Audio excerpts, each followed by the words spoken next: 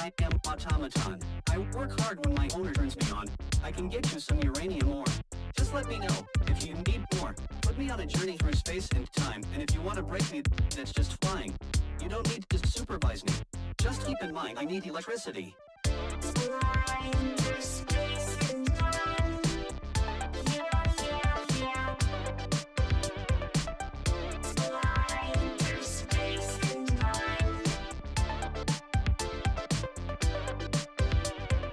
I can perform so many tasks. If you need help, don't be afraid to ask. If anyone tries to ruin your day, give me a turret, I can make them go away. There are lots of pirates in space. I will guard you. You will be safe. I can fly your spaceships too. 1, 2, 3, let's land on the moon.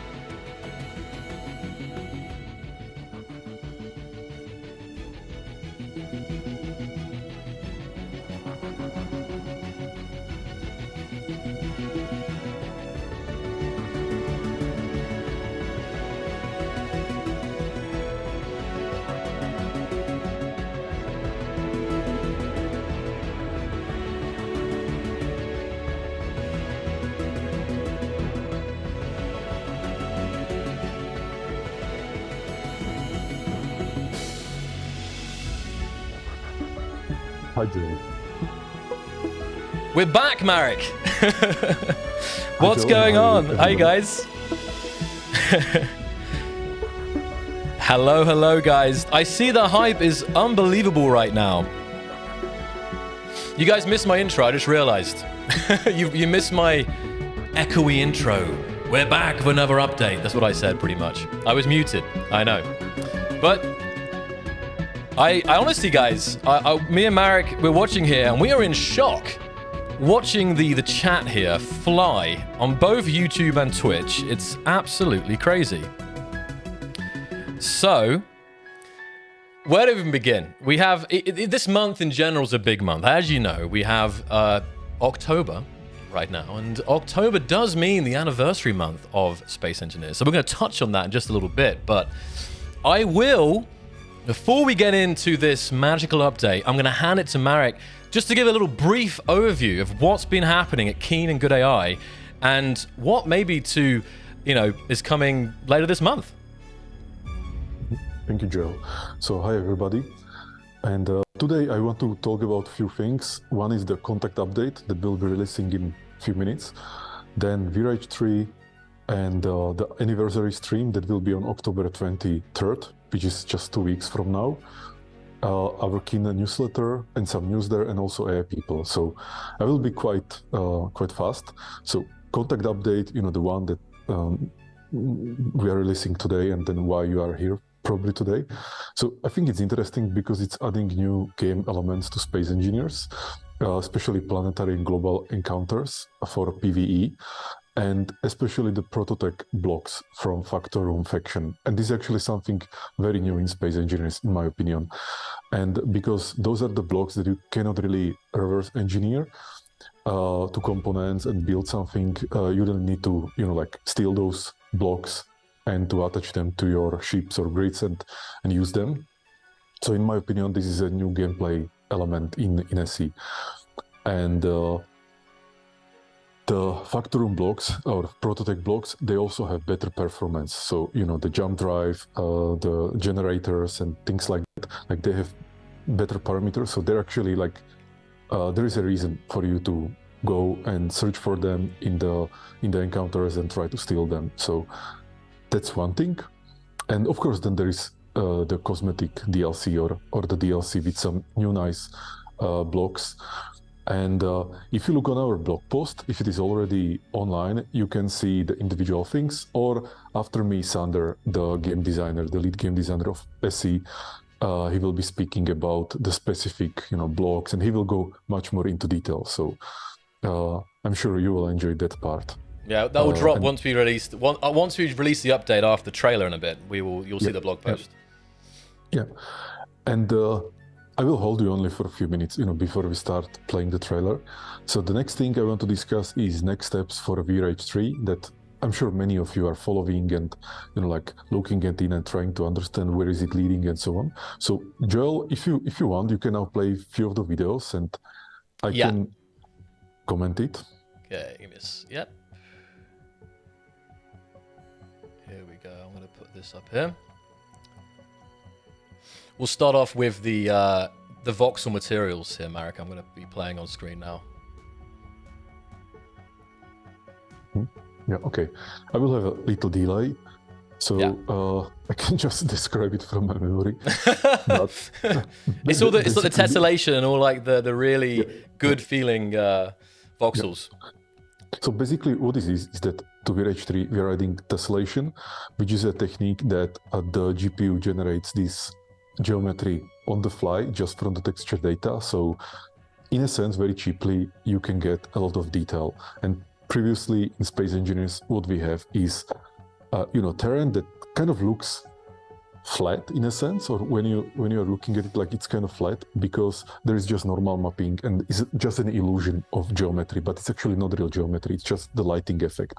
It feels like, there's some terrain, some surface, some like bumps and so on, but it's not really there. With tessellation, it's a real geometry, so you can actually see the silhouette of those little rocks and things like that. So what you can see in the video is some asteroids made from this tessellated material. We created a few materials and I love it. Like it's adding so much Beautiful. detail, and it's just so much better. Yeah.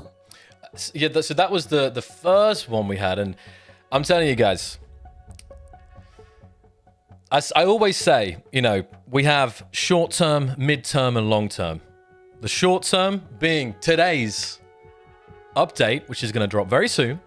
We have the mid term, which is, you know, what's coming after this update, and then the longer term, which is, I'm not sure you're ready for what's coming in the long term. It's a really, you know, revolutionary experimental tech that the team are working on, and you're seeing some of it here with V-Rage. You've seen some of it on previous streams, but there's really, I just want to just take a moment here to say that the future is bright, and there is so many well, the music just hit him, big things on the horizon. So I'll play the second video here now, Marek. The second video we had was the voxel editing video. Yeah, so there you can see the voxel hand, and voxel hand is something that was like, I would say, like neglected in Space Engineers. So it's a tool for modifying the voxels, the asteroids, so you can be cutting out the voxels, you know, this volumetric kind of thing that the asteroids are made from, or you can be adding the voxels, so adding some shape, or you can be changing the materials, or roughening up the surface, or actually smoothing it, and so on, and having different shapes.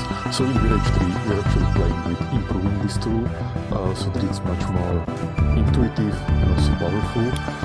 And what you can see right now is one of those iterations.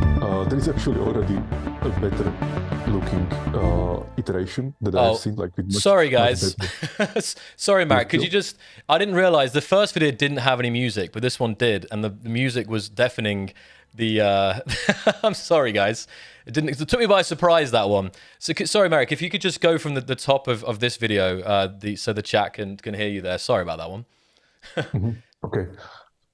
No worries. So basically, voxel hand is a tool that you can use in Space Engineers to modify the asteroids or any terrain to, you know, cut some things from the terrain, or actually add volume to the terrain. And we have different shapes like sphere and box and some kind of triangle. It can be also used for modifying the material on the terrain, so you can be almost like painting the material and many other things. You can roughen up the terrain, or you can actually like soften up the terrain, and so on. And in Space Engineers, I always felt that this tool is neglected, and it's there. It's actually like, you know, it's called V-Rage, like which means you know, volumetric. And the voxel tool was one of those most neglected. So for V-Rage 3, we said like no, and we need to make proper voxel hand that is very intuitive and also much more powerful than the voxel hand in Space Engineer. So what you're looking is like one of the iterations of this tool. We already have a better version with better visuals and better or more intuitive understanding of where you are editing, because that was one of my troubles, was that I see this brush in front of me, but actually I don't feel where exactly is it, because you don't have the perception of that. So yeah, so that's voxel hand. Great. It's another tool. And then the last V-Rage video we're going to play today is V-Rage 3 block destruction and parallax mapping here, Marek. Mm-hmm. I know the update's coming very soon, guys. You've waited many months, and it's just around the corner any moment now, all right? So yeah, this is that one showing, yeah. So we decided that in a V-Rage 3, all blocks should be like destructible through fractures, so that they don't just disappear when you damage them or when you destroy them. So that's what you can see. And actually what you can see, all these like little details on those fractures, it's just parallax mapping. So again, it's just a visual effect. In reality, it's just like very flat polygon. But you know, those metallic, I don't know how to call it, like just these, you know, things, they are just visual effects. So, but they are adding to the believability of what you can see. So that's another thing I wanted to show. And this actually leads me to another topic I wanted to talk about, is the anniversary stream that we will have on October 23rd. which will be 11th year of Space Engineers. And we would like to invite all of you because I will talk about something very important on that stream. So if you are interested what it is, please come to the stream on October 23rd. Yeah, so as I say, we've got a lot going on. Today, the major update, and next week, celebrating the anniversary of Space Engineers, but with some surprises. Some pretty big surprises, maybe. We'll see. No promises. So, yeah. Marek, what else have we got?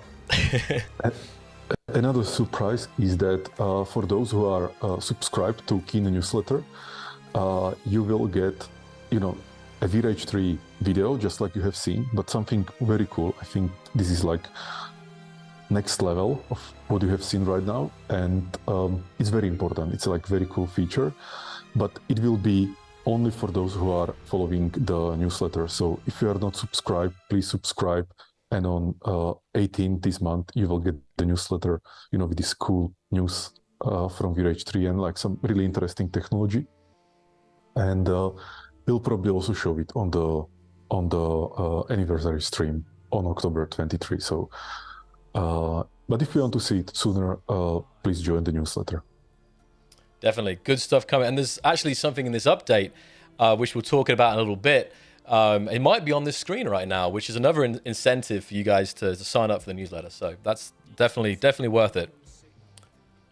Thank you. Yeah, and last thing from my announcements or my news is AI people, for those who are following the game or the project.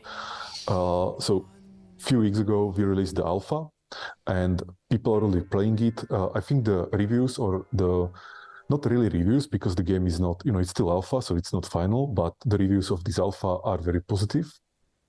People already have fun with the game. They see the potential. And we are taking it from there and actually turning it into actual game, because what you can get currently in AI people is some kind of proof of concept of a game with NPCs that are driven by language model. So, you can talk to them. And actually in the recent update that we did last Thursday, we added voice input, so you can speak to them, and of course they speak back to you. And this is quite actually changing the perception of the game, because when you need to be typing everything, it's kind of bottleneck. But when you can just speak, you're not bottlenecking yourself so much, so you're more like open to talk more and faster and so on. So I think the voice input is actually very, very cool update. But anyway, the game is in alpha. For those who are interested, they can join the waiting list.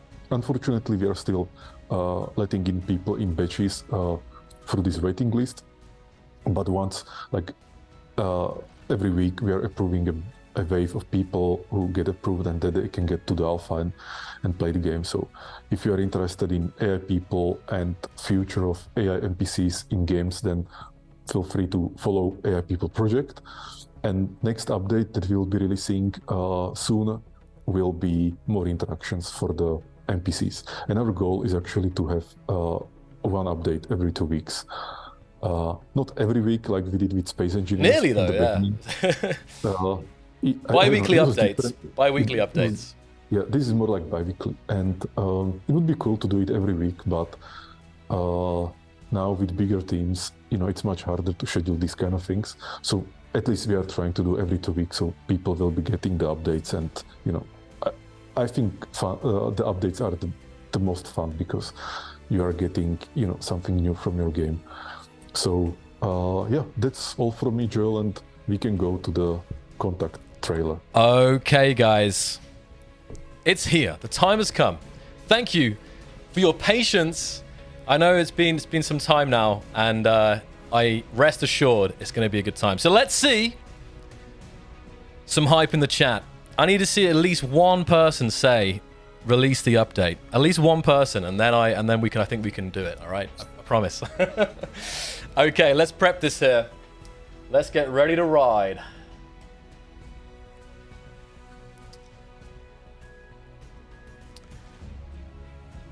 And we'll be back in just a second. We're going to be joined by Sander as well to go over the update in great detail and answer all your burning questions. So rest assured, we're in for a good old stream here. Okay, here we go.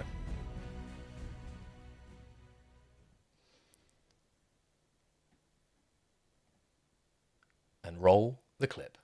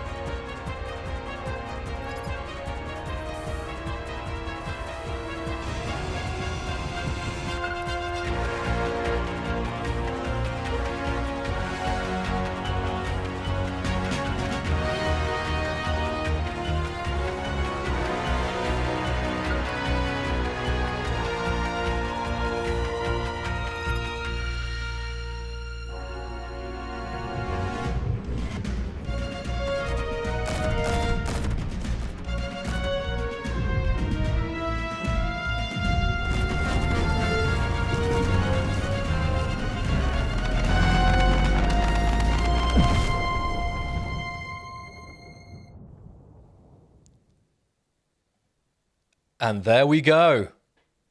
What do you think of that, guys? We're back, Marek. And what a trailer.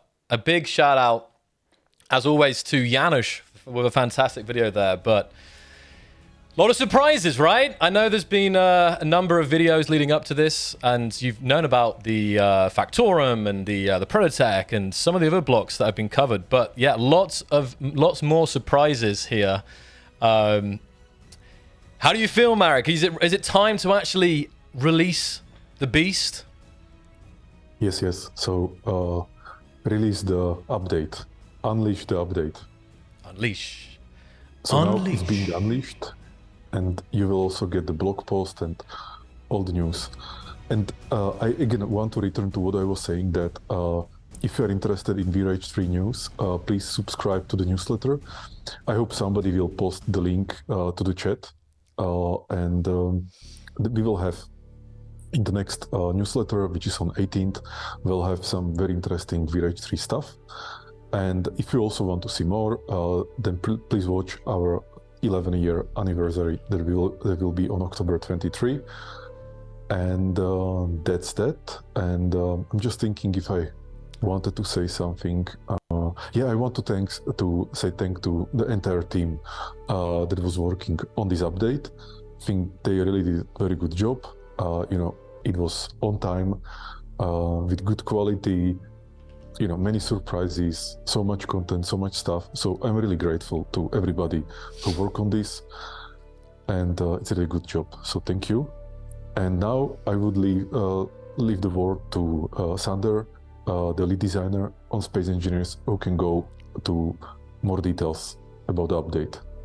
Fantastic. Thank you so much, Marek, for joining us today, bringing us some of the... Whoa, well, they're both there now.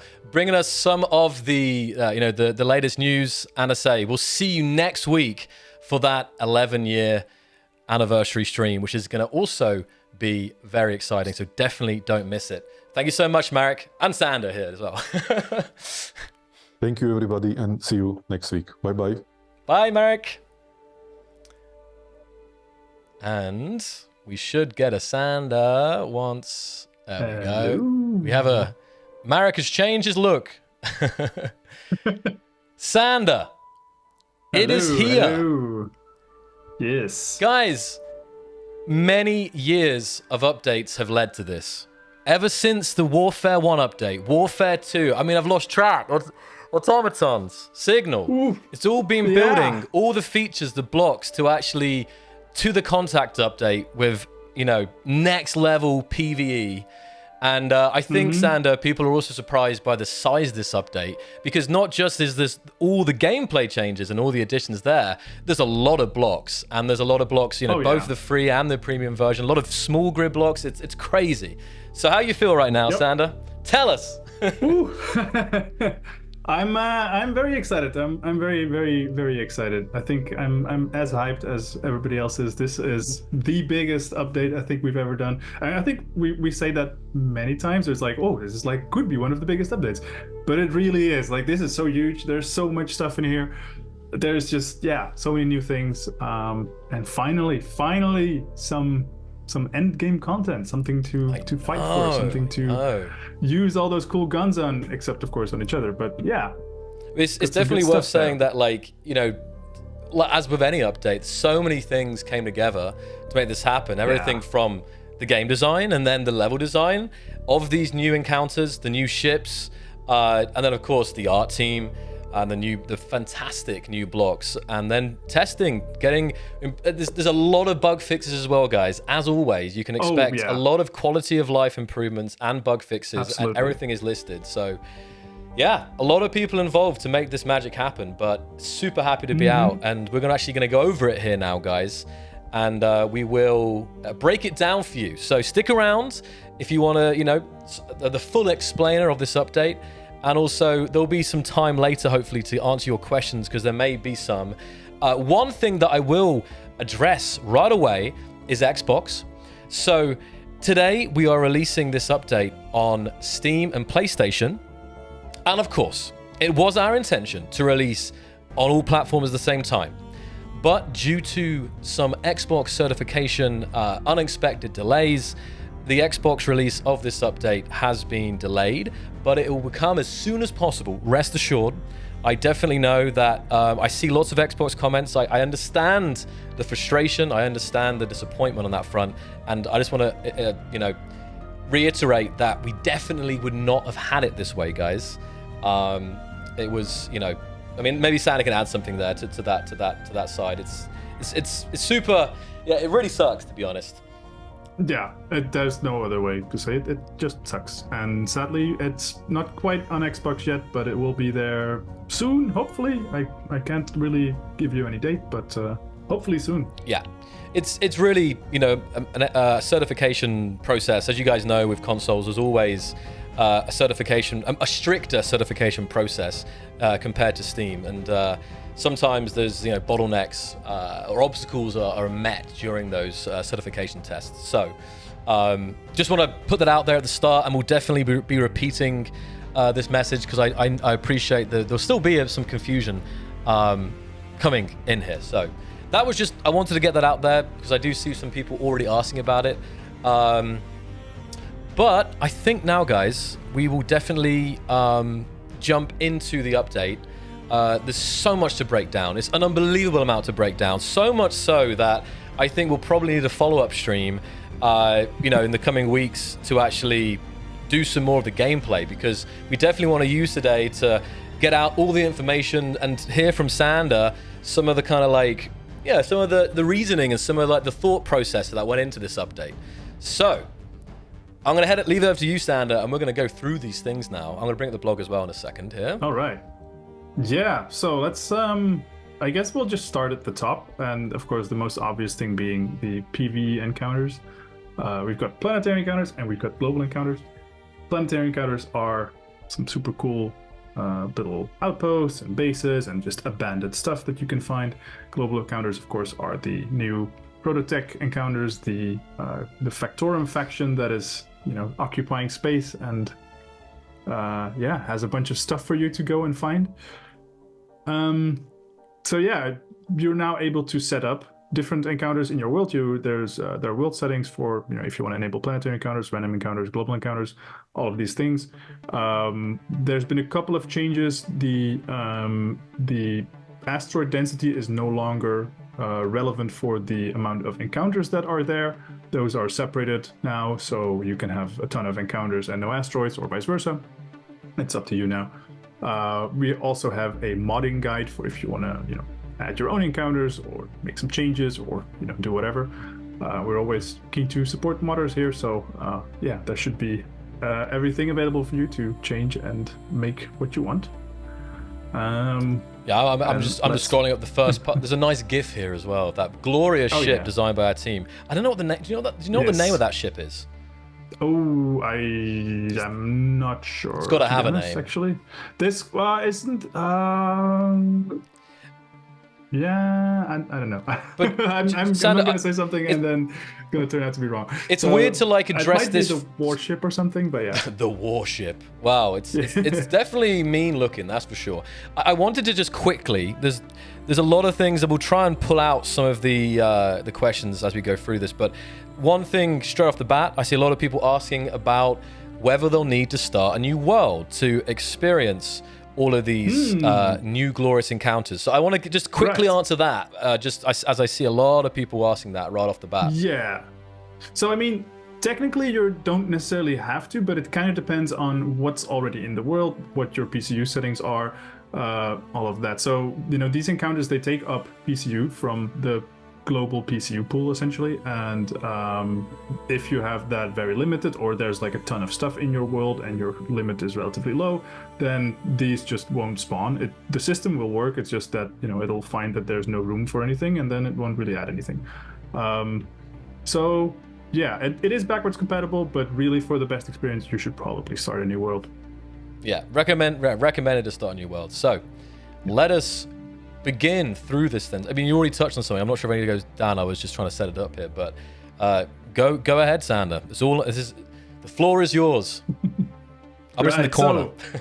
Yeah. Okay. So, global encounters, planetary encounters. Yeah, those are things, and those are a means to get something. And the thing to get that you want to get is Prototech. Prototech is this new technology, this stuff that's created by the Factorum faction. We've got a couple of really cool blocks. I think most of them have already been spoiled, and of course they've been in the trailer as well. But we've got a couple of really cool, exciting blocks. I think they're quite powerful. They're rather big as well. We want it to be them, to make them feel like sort of endgame powerful things, and they shouldn't be too easy to acquire because in Space Engineers you can just stick a drill into the ground and you have your materials. So if you could mine the stuff to make these, it's not really any sort of new endgame loop or challenge or anything like that. It's just more of the same. So what we did was we locked them essentially behind having to explore the universe, and this is something that will hopefully make you go out in space. It gives you a reason to actually leave your planet and your cozy little happy place there and go out into the cold void to explore and find these new blocks. You will find these in the global encounters, and these are pretty challenging. I wouldn't go there if you're just starting out with a little small ship. You will probably get ruined. But if you go there with like a big warship, get some friends along. If you're playing co-op or on public service, doesn't really matter. But get a group of people there. You will hopefully be challenged. And to then actually acquire these blocks, you will find them in these encounters, and there you can grind them out, essentially, like salvage them. Use a mag plate or like a landing gear, stick them to it and drag them out, and then use merge blocks to attach them to your grid. And that's how you take these. I think the video that we posted even a month ago now, I've lost track. Yeah. That summarizes that, so you can find that on our YouTube, guys. But now the update's out, I think you can probably get stuck in. But it's the key points there. So yeah, we're just gonna scroll down. I think now, is that right, to the components section? Yeah, sure. So yeah, these new Prototech blocks, like I said, they're a bit unique. They're not using the normal components that you can just weld and grind down or produce in your assemblers. These are using some new components, and most of them can actually be made in the Prototech assembler. So the idea is, like, if you have the Prototech assembler, you're kind of like in Prototech land. You can acquire more stuff. You can repurpose them a little bit. But in the end, you're still going to need Prototech frames to make them, to actually place the block. And Prototech frame is not something that you can just, find something, or not something that you can just, get from grinding it down. You actually have to find those in the encounters and like in cargo, like loot everywhere. And yeah, those will be quite valuable. So we have the frame, the panel. The panel is actually the only block that can sort of be recycled just as normal components. And these are really there so that you can easily repair your Prototech blocks, because of course these are like, quite rare, and we wouldn't want them to, if they get a little bit damaged, it shouldn't stop you from being able to use them. So you should be able to repair them, but once they're too damaged, well, that's going to get tricky. Yeah. So the Prototech frames the panels are there to really sort of pad out the health of these blocks a little bit.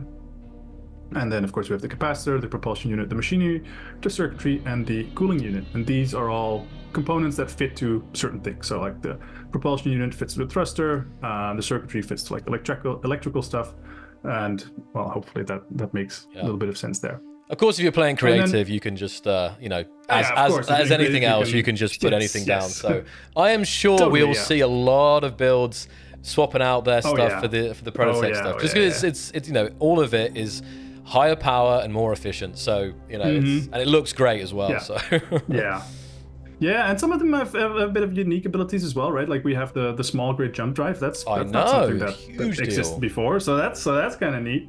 We come onto the blocks now. Starting with we're coming onto the blocks now. It makes sense. The refinery, now we have the assembler, right? Oh wait, did we? Yeah. No, we haven't got to the refinery yet. My bad. So it's the assembler first. Yes. Yeah. So like I said, the assembler. That's basically, if you have the assembler, you're like in Prototech land. Now you can actually manufacture Prototech components from Prototech scrap. But note, you cannot manufacture the Prototech frame. This is like a unique piece that you just need to find. So those will be probably super valuable. But all the other ones you can repair, or like you can make them. You can create them, and you need Prototech scrap for these. So to get Prototech scrap, of course, you need to recycle other Prototech components. So there's always going to be this challenge of making sure that you have enough components and enough scrap for making things. Yeah. It's not going to be easy, but it is going to be hopefully very fun to play with. Yeah, moving on. Oh, maybe I should actually mention the Prototech assembler cannot make normal components, just to be very clear about that. It's just for Prototech. Yeah. Then we have the Key Prototech point drill. to mention. Yeah. I also just want to see. I see a lot of questions, guys. We'll definitely just because of for the flow, we'll definitely get to the questions. Okay, guys, just hold them, and we're just going to make our way through this blog post, and we get to that, then we can answer all the questions, because I honestly think a lot of your questions may be answered by the blog post. There's a lot of information in here. Just one thing I'm seeing is a lot about official servers. I mean, I think the main thing to announce about official servers is that yes, all this new stuff will be on the official servers, and I believe the official server there's more official servers, and I believe they've received a performance bump. Isn't that right, Sander? That might be, but I'm honestly not. Okay, wrong sure with it. I've heard the rumors about a performance. We can check that with maybe. I mean, we're always working on improving performance, right? So I wouldn't be surprised, but I'm also not going to promise anything because I'm not. Okay. I put you on the spot there, but I have heard the rumors. But no, anyway, that's all right. I will. I can maybe check with the people, but just we can come back to that. But I see a lot of people on here, talking about that, and there's definitely more servers going up, guys, for this, and it's all going to be there. It's going to be the servers were wiped last week, so it's a fresh world. So it's a good opportunity to get started with a group of get your friends together and jump on a server. So absolutely, yeah. That was just an interjection. Who's there. Who's going to be the first to get the Prototech on each of the server? That would be cool. Like we should make and dominate. Yeah, well, I don't know. Or you're going to be like the one that everybody wants to go after. So who knows? I do have word now. Oh. Yes, we buffed up new machines for official servers. Not all of them, but a bunch of the servers have been improved and should have some better performance. Very good. There you go. Yeah, so that's good stuff there. Okay, awesome. So just again, we'll keep all the rest of the questions till the end. I hope we'll try. I see a lot of thoughts, a lot of questions there, but we'll make our way through here. So next up, the drill. It has to be one of the coolest Prototech blocks out there. Oh yeah, I mean, it just looks so cool, right? Like I think for me, it might be my favorite block. Well, there's a couple more, but. Yeah, the drill it's just one of the coolest looking blocks, and I think also the event where you get the drill is maybe one of the coolest ones as well. I won't spoil any of the encounters. Like people should just check it out, like that. But yeah, I think it's a super cool one. That's one that Aragat made, and there was we sort of teased it, and there was so much speculation of what it would be and like what's going on here. But yeah, I think it's a really really cool encounter. Yeah, and I think that's also quite a good thing about us.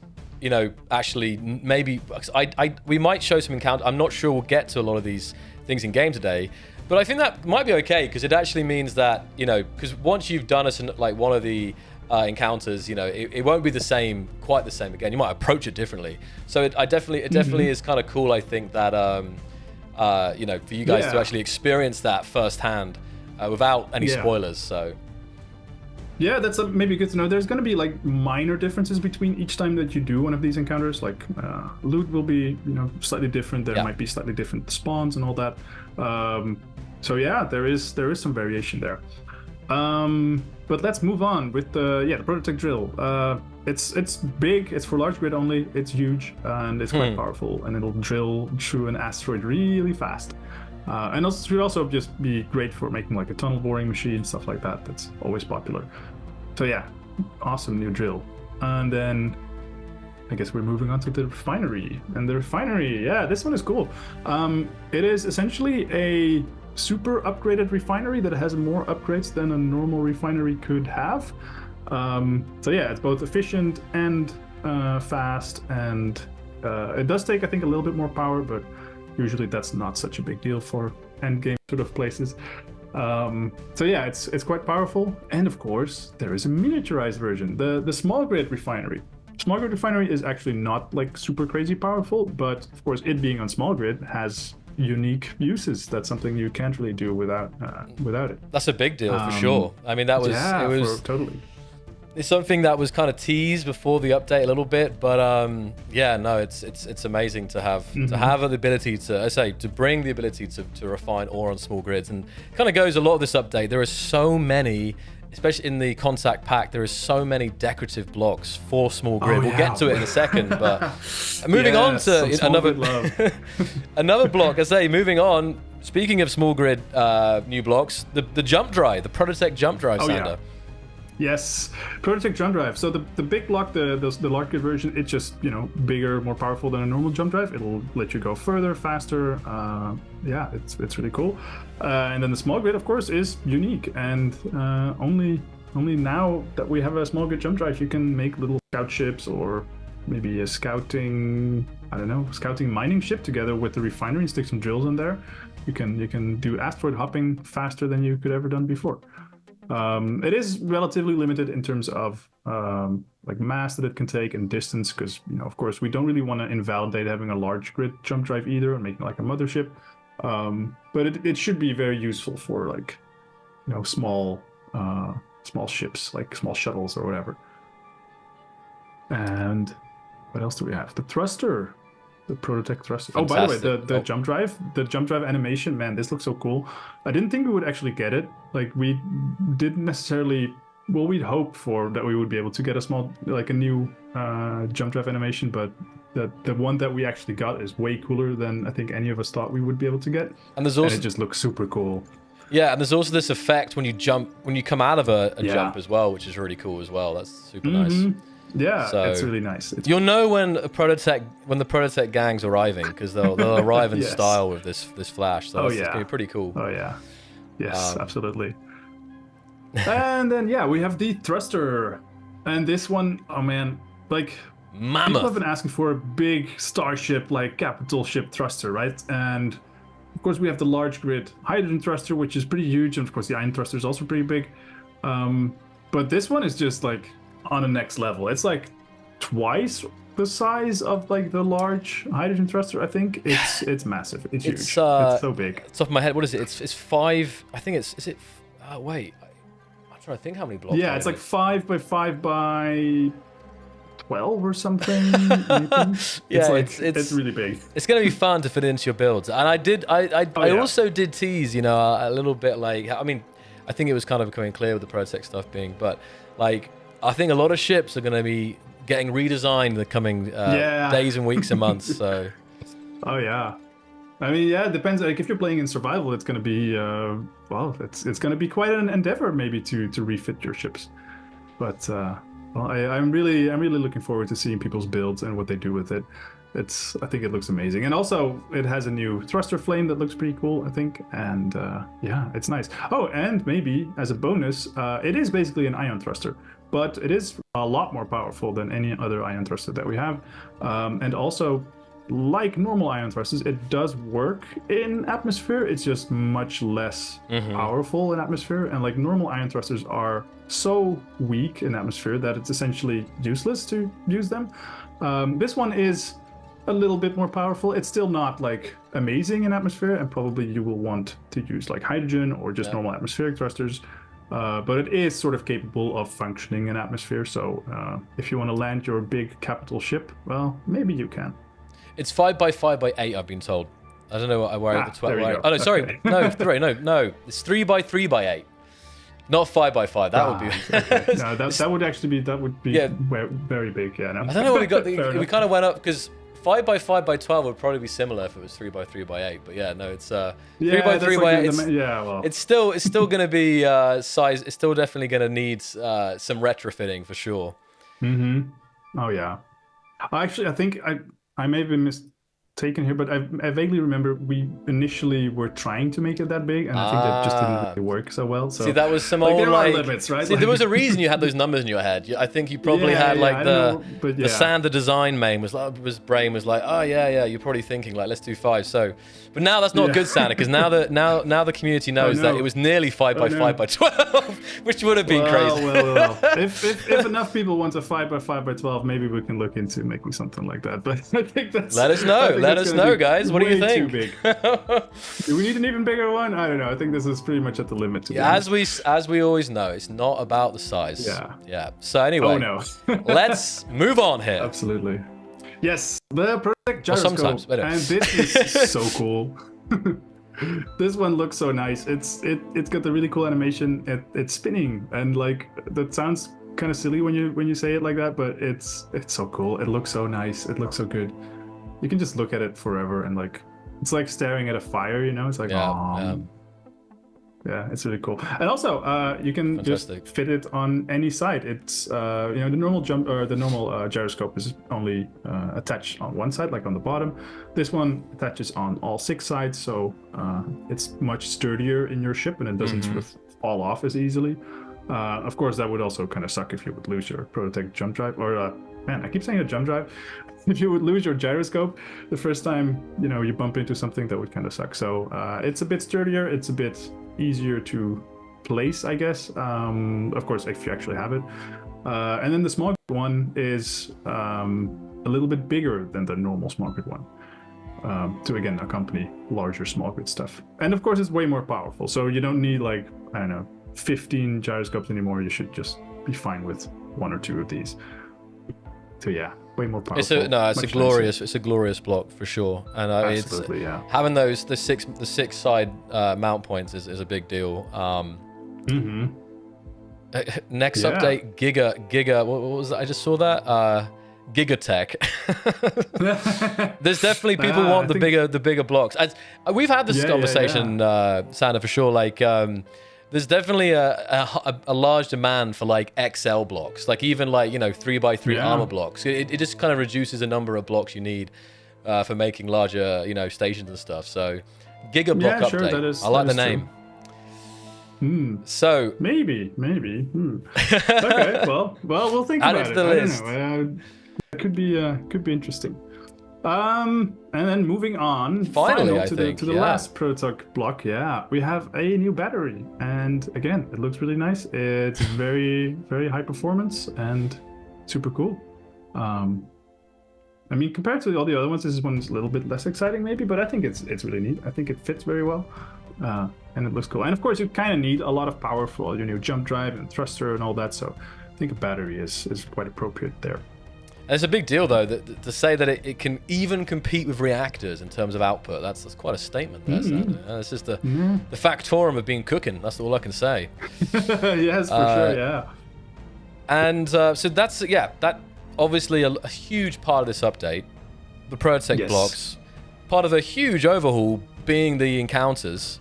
It goes on, and we haven't even finished yet. Even of the free updates. And now we're going to move on to the Prototech blocks, the improvements and the quality of life changes. I can't wait to get to the new pistons and rotor stuff. I told the guys about it. Yeah. I mean, that's going to be a huge deal.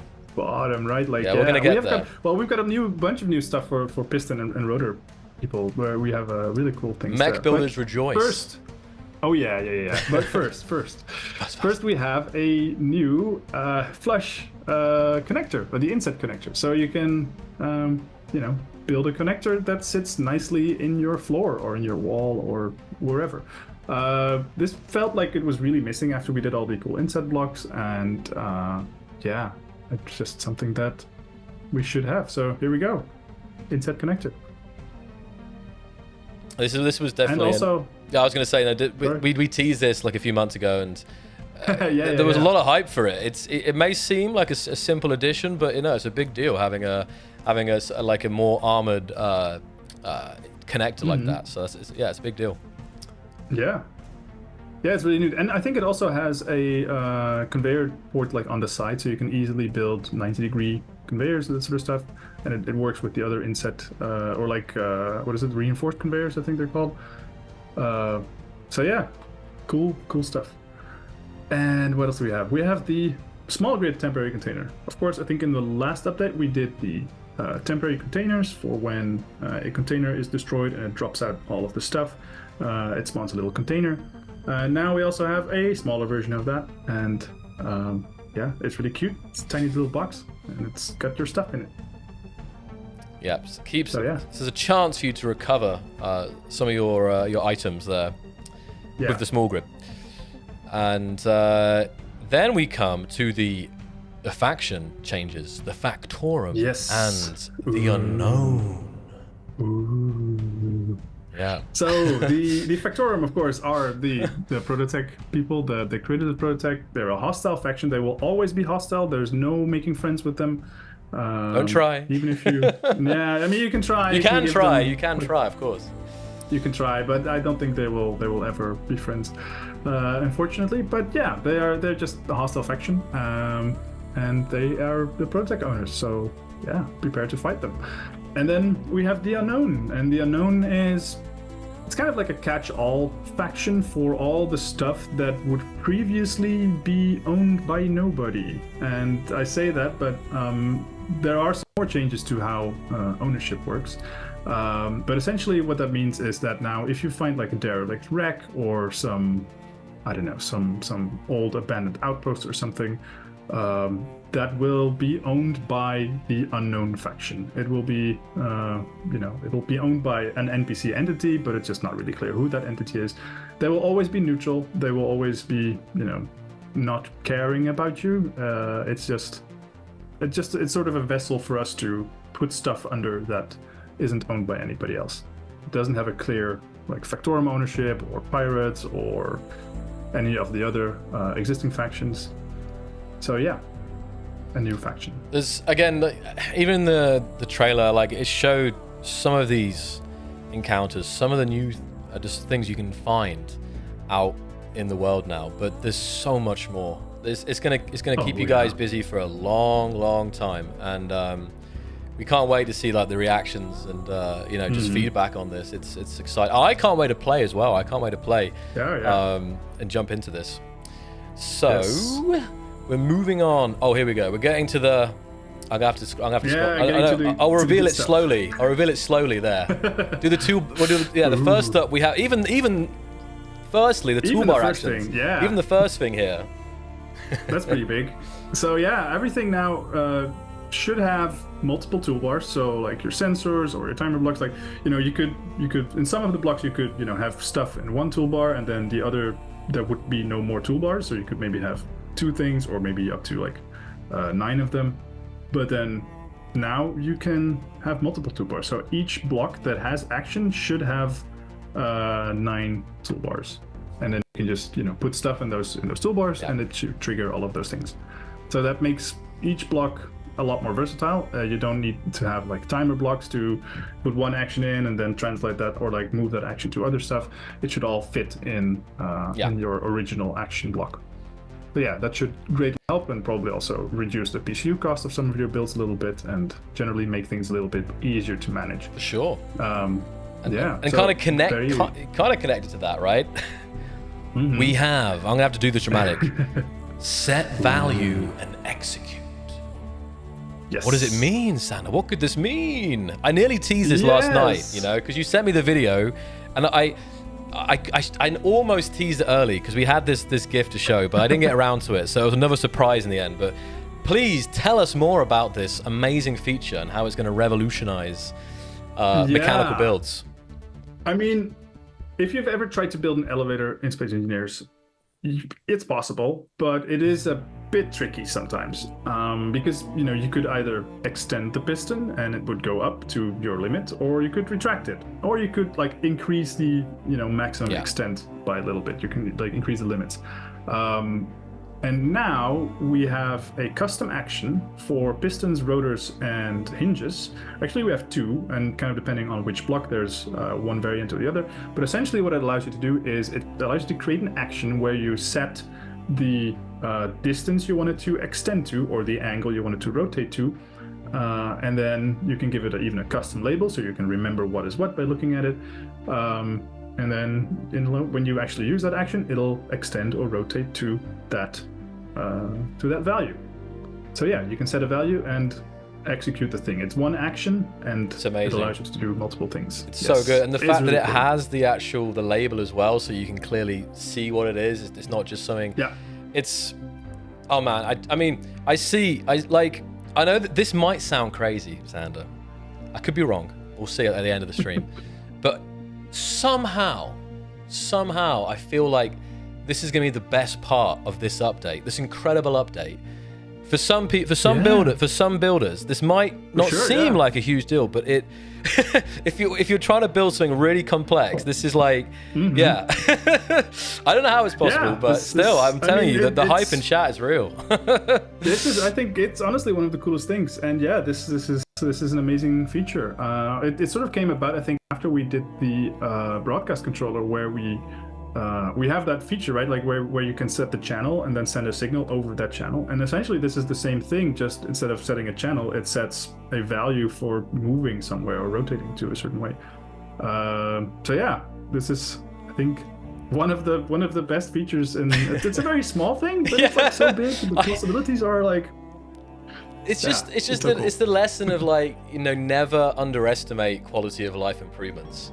It can be really small things, but the difference it can make to the player experience and to the just simplifying something that can sometimes be painful to set up. It's amazing. Simple yet effective. So very cool stuff, guys. So I love to see the excitement for this feature in the chat. That's great. And we continue though on the improvements. Talking of improvements here, we're on to grid AI, because I'm always getting asked, will you improve AI? And the answer is yes. I mean, there's always stuff to improve, right? And I think with the AI, there is definitely some room for improvement. When we made the AI, I think a lot of us already internally had sort of what we're doing with them in this update in mind with them. This is sort of where it all sort of comes together, where it all, what the end goal for all of the AI stuff is. We have, of course, a bunch of cool grids in the encounters, and they needed a little extra feature, some little extra thing that we didn't really think of before. Now when you have an AI task block, there is a new feature that is set home at the current grid position, and it'll create a GPS point at the grid's current location. And then from there, that could be its home position, and then it can do certain stuff. And that's kind of useful maybe for modders as well. When you spawn in like some grid or something, you can have it set that position where it spawns in as its home position, for example, and then do stuff from there. So neat little cool thing, much needed, I think, and very nice. There we go. So again, keep the feedback coming, guys. Like, there's plenty of elements in the game that are always being added to, improved upon, and I'm sure AI will continue to receive improvements as well. So next up, some pretty significant change here, and that is ownership changes. Look at this new screen that you have, the new block transfer screen. So as a part of this update, a big part of running a server is, of course, the amount of PCU that's on a server, and who owns what is quite important. And to facilitate all of that, we have essentially changed how ownership. Well, we haven't changed how ownership works. It's all still very much the same. It's just transferring stuff to other players is now a little bit different.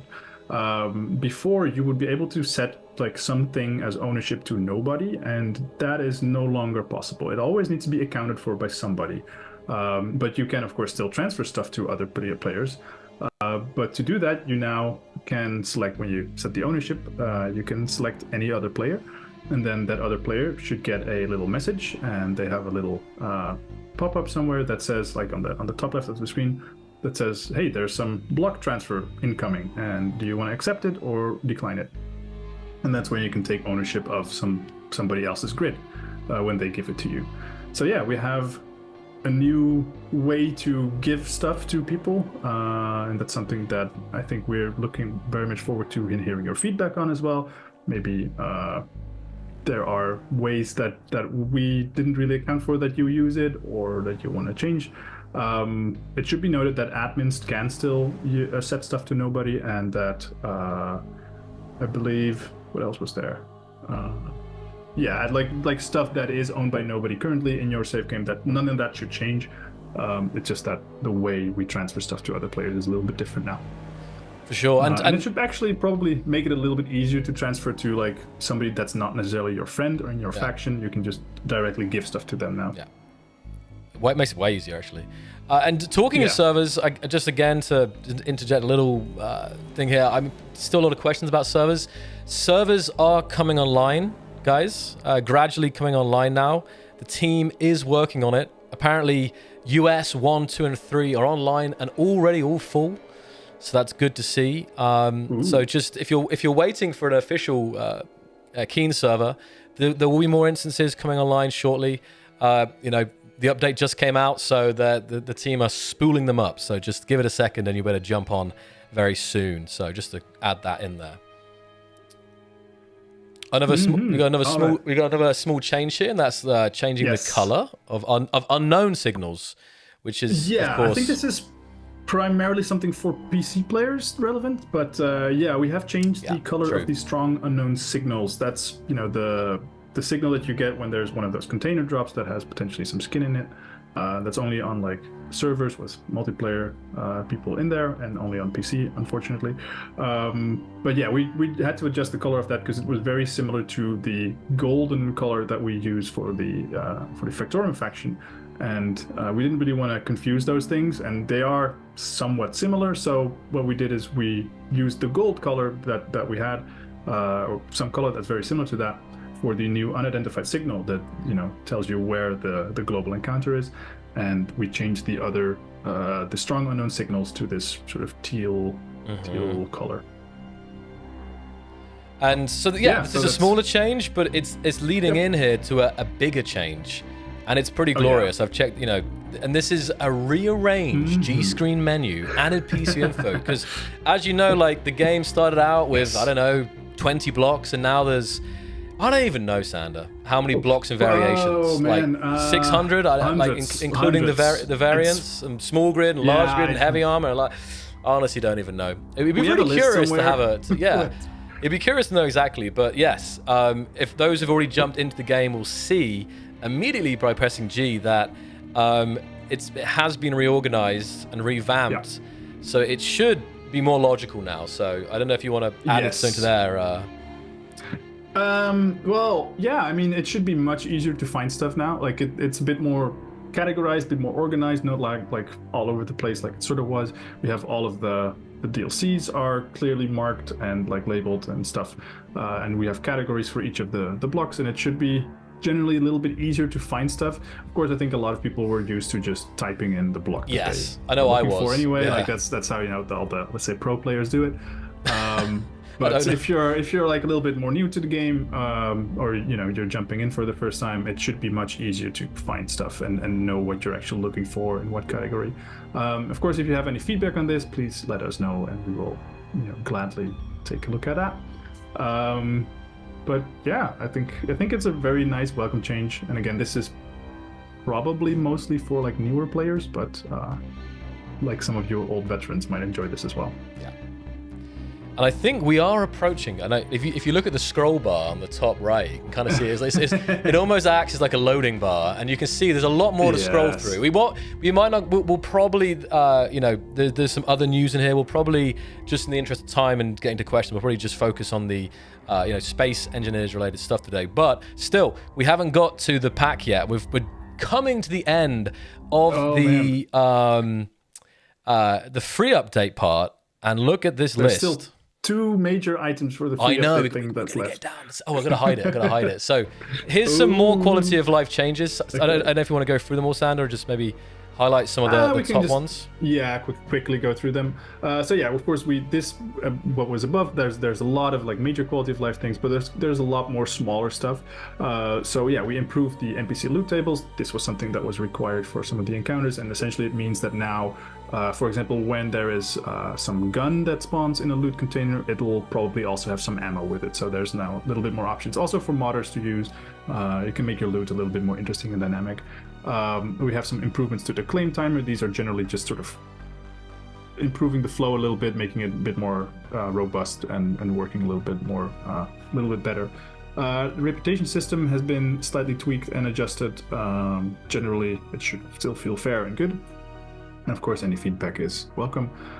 We have some improvements to the help screen. That means that if you now open the help screen, the reporting a bug sort of page there should be a little bit more clear, and it should be a little bit, the flow in general should just be improved a little bit.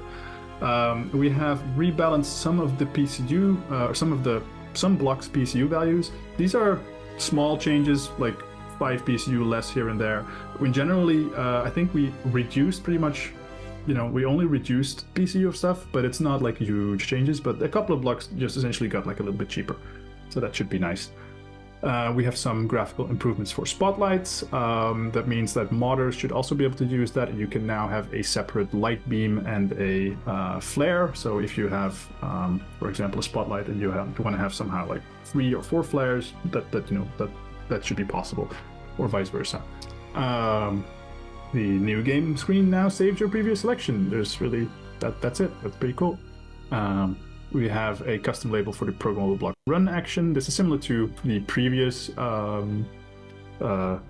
stuff that we did with the piston and the hinges. So you can now have a custom label for whatever your programmable which block, is also really nice. actions. It's coming back to that. Like, I'm telling you, people who are doing the more mechanical stuff are going to have a much better time now, and programming stuff as well. Yeah. So already, really nice stuff here, I think. Yeah, we have the added the unified block limits for block variants. So this is primarily for server owners and admins. It should be very useful. Like previously, it was always like you have a piston, or like let's say you have like a normal block and then a DLC block of a similar function, and then you would have now 2 blocks. So if you would limit one, you could still build more of the other. So you would have to limit both of them or just restrict the use entirely. But now with this new system, it's possible to set up how many blocks of a certain type you want. So you can say like, I just want players to be able to build, let's say, 5 refineries, and then it doesn't matter if they build industrial refineries, normal refineries, or any mix of these. And it's customizable, and it's fully set upable by, that's probably not a word, but you should be able to set it up as a custom, just however you want it for server admins.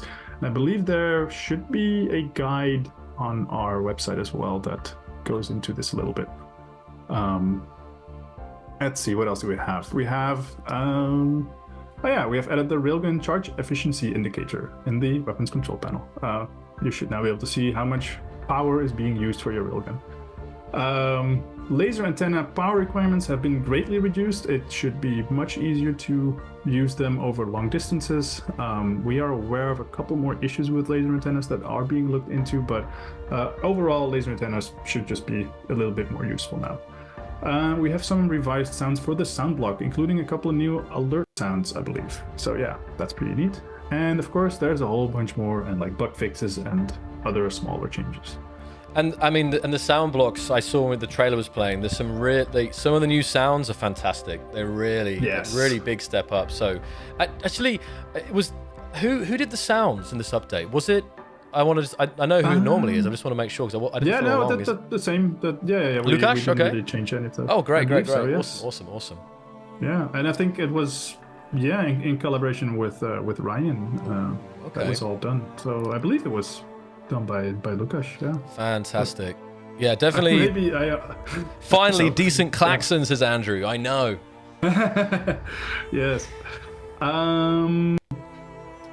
Let's see. And then scrolling down here, obviously there is a full list of all the fixes, guys. As always, there's a ton of bug fixes, that from kind of our QA team, but also ones that were suggested and left on the support site. It's super important to us. So keep that up, especially with this update. Of course, lots of bugs have been fixed, but there's a lot of changes in this update. A lot of changes, especially to survival and the encounters. So please, we would really, as always, appreciate if you guys leaving your feedback and any bugs you're finding onto the support side. That's always good stuff. But moving on from bug fixes, which actually is really exciting for a lot of people, we're going to move on to something which is, I think, now we have a lot of nice cockpits, but I think this has to be my favorite ever. Oh man, this thing is so cool. Like, it's just so neat. Have a little so image of unique this. And so different. And it fits so nice. Look at that. It's so cool. It's so cool. And that little car that Aragath made, man, that's like That's one of my favorite little things ever in SE.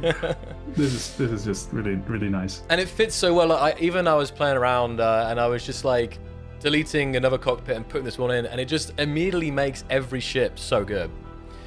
So yeah, and we'll definitely get to that. And basically, this is a different one here. To get this cockpit, it's not in a DLC.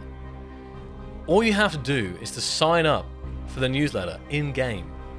And when you launch the game, it's on the right hand side. You have sign up for the newsletter, and you can sign up and you instantly get it in the game. So this is a special edition. Yep. So I'm just going to take this off and go down to this. And again, guys, the newsletter is big stuff. Like, it's the first place that you hear about developments for space engineers, for V-Rage, and some of the latest stuff from Good AI as well. So we always post stuff on socials. I talk about things on streams, but normally the very first place that stuff is, really exciting content and behind the scenes stuff is posted, and trailers and everything, teasers, is in the newsletter. So definitely sign up for that, and for the content, but also, of course, now for this amazing flush cockpit. And there's a bit of a Q&A here, which I'll quickly cover. So if you're already subscribed to the newsletter, just because of the way the game is done, you just will need to enter your email again in the game window, and it will unlock. If you're on Xbox or Windows Store, you will get it automatically. You won't need to subscribe through Game Client, and you can still subscribe to the newsletter via the form that someone can put in the two chats here. So Xbox users and Windows Store users will get the cockpit automatically, but PC and PlayStation will have that window pop up. And if you unsubscribe, we'd hate to see you go, because I say there's really good stuff. You won't lose it, so you won't get that taken away. But definitely, I'm telling you guys, I can't even say that much. Just wait until the next week's anniversary stream. It's newsletters are so cool, man. There's going to be some nice stuff in there. Yeah, we have the 18th, which is this Friday. So there'll be a new stuff this Friday, and then we'll cover some of that on the anniversary stream, and it's going to be a good one. It's going to be a good one, and you definitely don't want to miss that. I have to try and keep a straight face here and keep it in. Anyway, that was just the newsletter. Definitely, hit that, and you'll benefit there also with this amazing, honestly, the coolest cockpit yet. I'm a bit biased, but still. So. Oh yeah. We're not done. Before we move on. Sorry. Yeah. Oh, I'm rushing. One minor change to what I said before. The revised sound block sounds are actually done by Ryan, I've been told. Oh, so, Ryan. Don't want to miscredit that, but Ryan did those. So yeah. Good really job, cool. Ryan. Ryan is he's done so much work in this update. Then, 'cause this has been I want to say Ryan TM. He could have it, because it's so. I mean, as I say, there's always so many parts come together. But I know.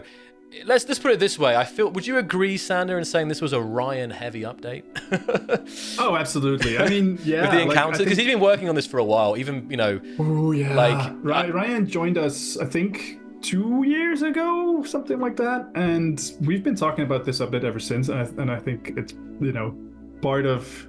There's a big part of him is in this update. So yeah, awesome work. Well done. Of course, well done to all of the people on the team. But yeah, Ryan, this one is part of you, or you're part of this. So, well done. For sure. Wait, yeah. So you wanted to add that? Okay. So I think we are now going to go down. We're not done with the free editions. Now this is moving on now to the free DLC content editions.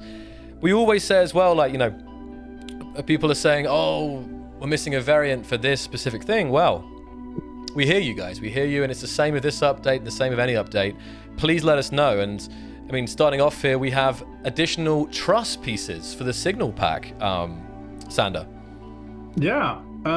These were, I think, requested by many people, and so yeah, here you go. We have a new little corner piece and a diagonal truss block piece. And I see this stuff used so much for Greebling. It's crazy. Like, people love the trusses. The truss. Oh yeah, truss they're super popular. I think I personally wanted to do these blocks for a long time, and I think maybe ever since like heavy industry. In heavy industry, we did those what do we call them? I forgot, the beam blocks. The beam blocks, like these are sort of the next evolution of that. They're a little bit more detailed, a little bit more greebly, a little bit more cool. But yeah, awesome blocks, and happy to add 2 more to the signal pack. And another 2 for the signal pack. Because I sometimes really just want to say, like, because we were doing a stream a couple weeks back, and I think it was the bay windows. I was saying how great these are, and then a couple people in the chat were like, yeah, they're good, but they're really missing some key variations. And I was like, well, let me take a note of that. And I knew this was coming. So again, some of the favorites from the recent signal update were the bay windows. And yes, they've got 4 new blocks here. So take a look. Yeah. 4 in large grid, 2 in small grid. 4, yeah. So yeah, really nice little addition, and super useful, I think, for many players. And it's already been quite a mission here, Sander, but we have, in fact, got to the end of the free content additions, all of them. Mm-hmm. The encounters, the Prototech, all those other new blocks and quality of life improvements. And now we move on to the Contact Pack, which is full of goodies. Now, I always did so many things. Let's ask the chat. Give me a little salute. Give me a little 07 in the chat right now if you've already picked up the Contact Pack on your respective store. I'm really curious to see who have gone in for this. Okay, suddenly the chat explodes. Like, I feel like the chat is listening very closely to what we're saying, Sander, because the chat is definitely chilled out. It had chilled out a little bit until we released the update. But I think everyone was just listening. But it's good to know you guys are still out there. Salute to you too. Very nice. That's a lot. That's so many people. I'll bring up this end screen again bigger. I almost want to. Oh, hold on. If I move this up here. There we go. I want to bring this nice and big. So, well, it's actually okay because we're going to jump into it right now. But I think I could be wrong. I have to ask the community, but I feel like probably the biggest surprise was all the small grid stuff, because I think people knew about. There was some little leaks about the turrets. Maybe I saw zeros. Zeros was onto me. I had to watch out. I have to be very. I'm serious. I have to be very careful these days, because in the past I was just casually saying some stuff and people kind of missed it. But we got some YouTubers out there now who will break down my tone of voice and body language. Like, wait a minute. So I think there was a little hint that there was a new turret coming. So well spotted, guys. But no, I think all the small grid stuff is a big deal. And then, I mean, we'll go through it now, but the gates, the and not modular just the small grid stuff, like the modular bridge set. That's a spicy one. That's so cool. It is. But we'll get to that. So we'll go through this now. So this is, of course, $4.99 on or your regional equivalent, and you can check that out. And we're going to jump into it, starting off with the Gatling turret Type 2. Look at this. Yes. All right, go ahead, take it away, Sander. What was the idea behind this and the design and so on? So with the Warfare update, of course, we added a whole bunch of new weapons, and that's like a couple of years ago now.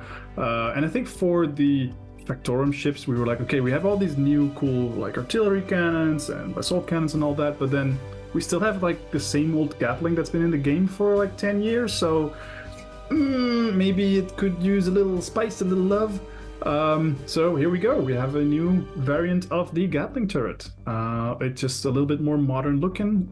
It looks kind of like one of those, what is it called? Like a CIWS system. CWIS. Yes. So it's like it's really cool. It looks very nice, I think. It's super nice. Both the small grid and the large grid variant look fantastic. Yes. I think that the small grid's actually my favorite, maybe. I don't know. They're both really cool. Yeah. And similarly, like same story basically, the rocket turret.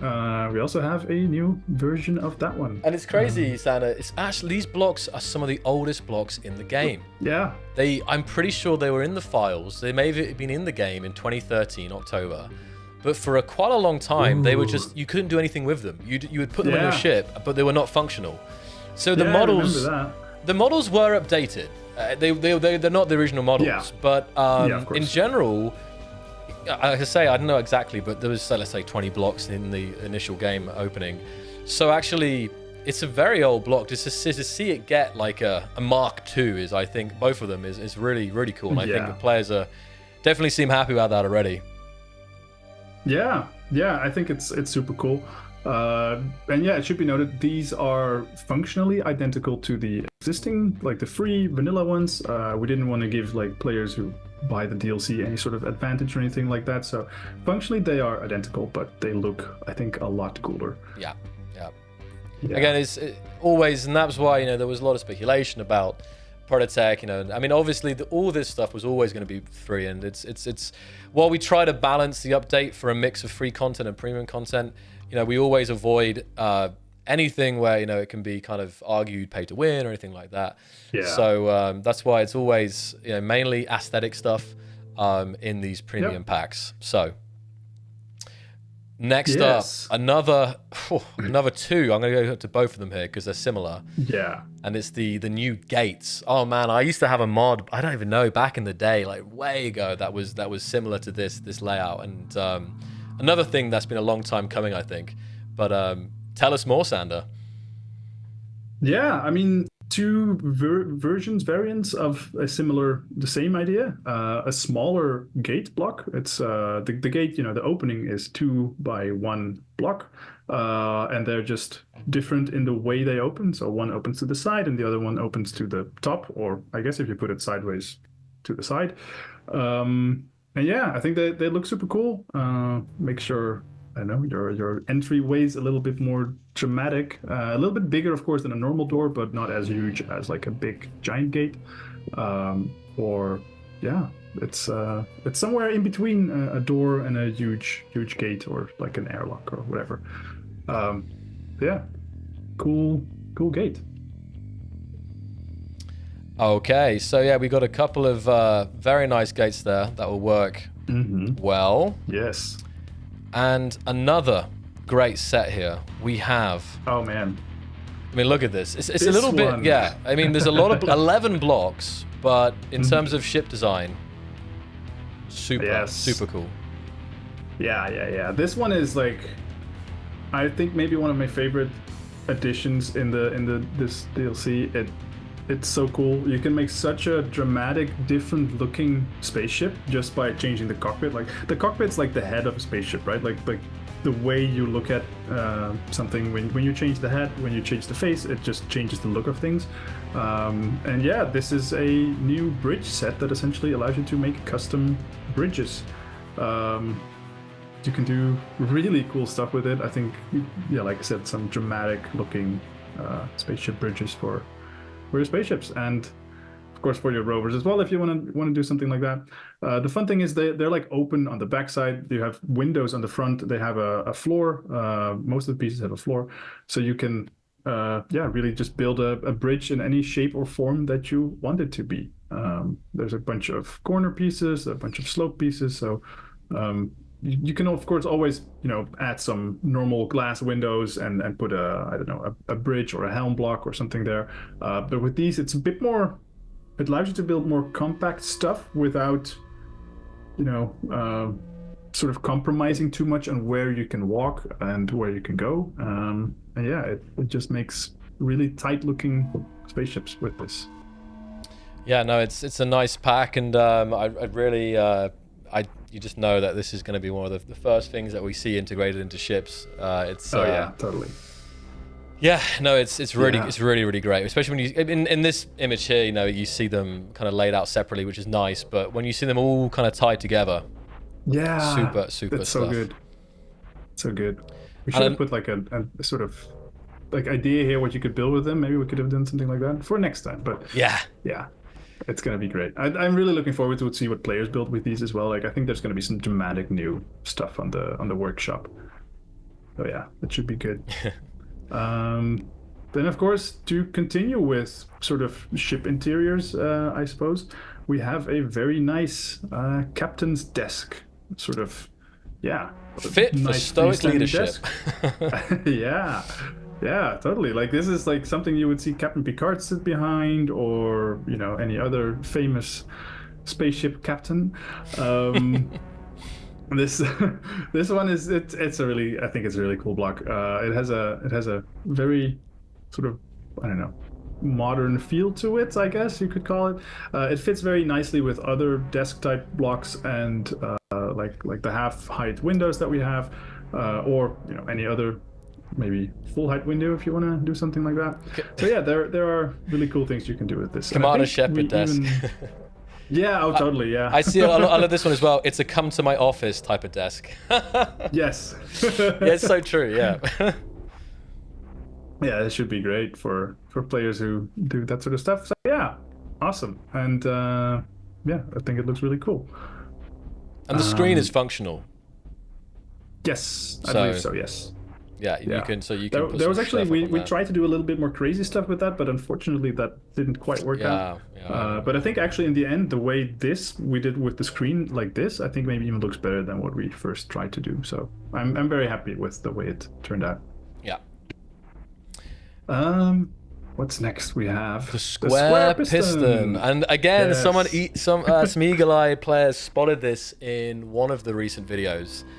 And yeah, they are fantastic. The model is awesome. Really, really, really awesome.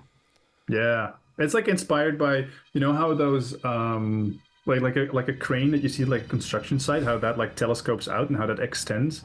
That's sort of what was used as inspiration for this. And I think it just looks so nice. It's very chrome. Hydraulics there. Oh yeah, that too. Yeah, that just feels very good. So that will definitely be making their way into mechanical builds soon. It's always like on this block and this block, but this is also like this set. I wanted to put it in one of the teaser images we had a few weeks back, but this is the floodlight set. And again, the GIF here shows them nicely, kind of the different variants there. But when you have this in like a mine, or you have this in like, on like an outpost, its aesthetics are just perfect for that stuff. Yes. It's really, really nice set there. Yeah, it's really cool. And so one of the fun things we had to do, one of the things we had to do for this was also change a little bit so how the lights work. So when you place these, you will see, like, of course, these ones come in, some of them at least come in like this group of 4.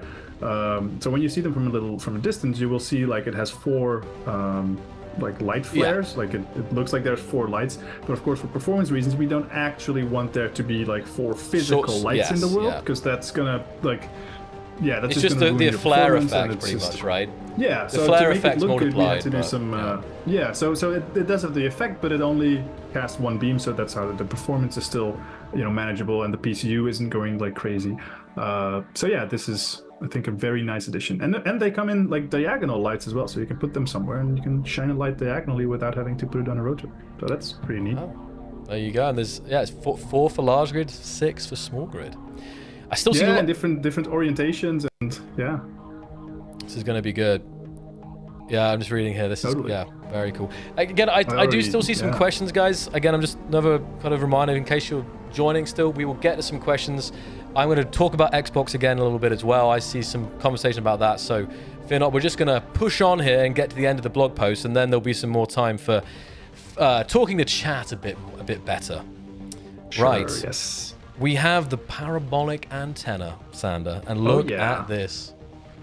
That's cool, right? It's a new antenna. It looks pretty sweet. I think it's a little different shape than your usual antennas, and I think it's pretty neat. It works very well for putting like a little radar thing that goes around on your your ship, or any other communications device that you have or want to build.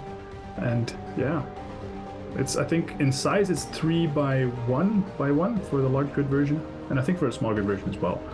So the small grid version is a little bit bigger than your normal vanilla antenna, and the large grid version is the same size as the compact antenna that was added in the last update, I believe.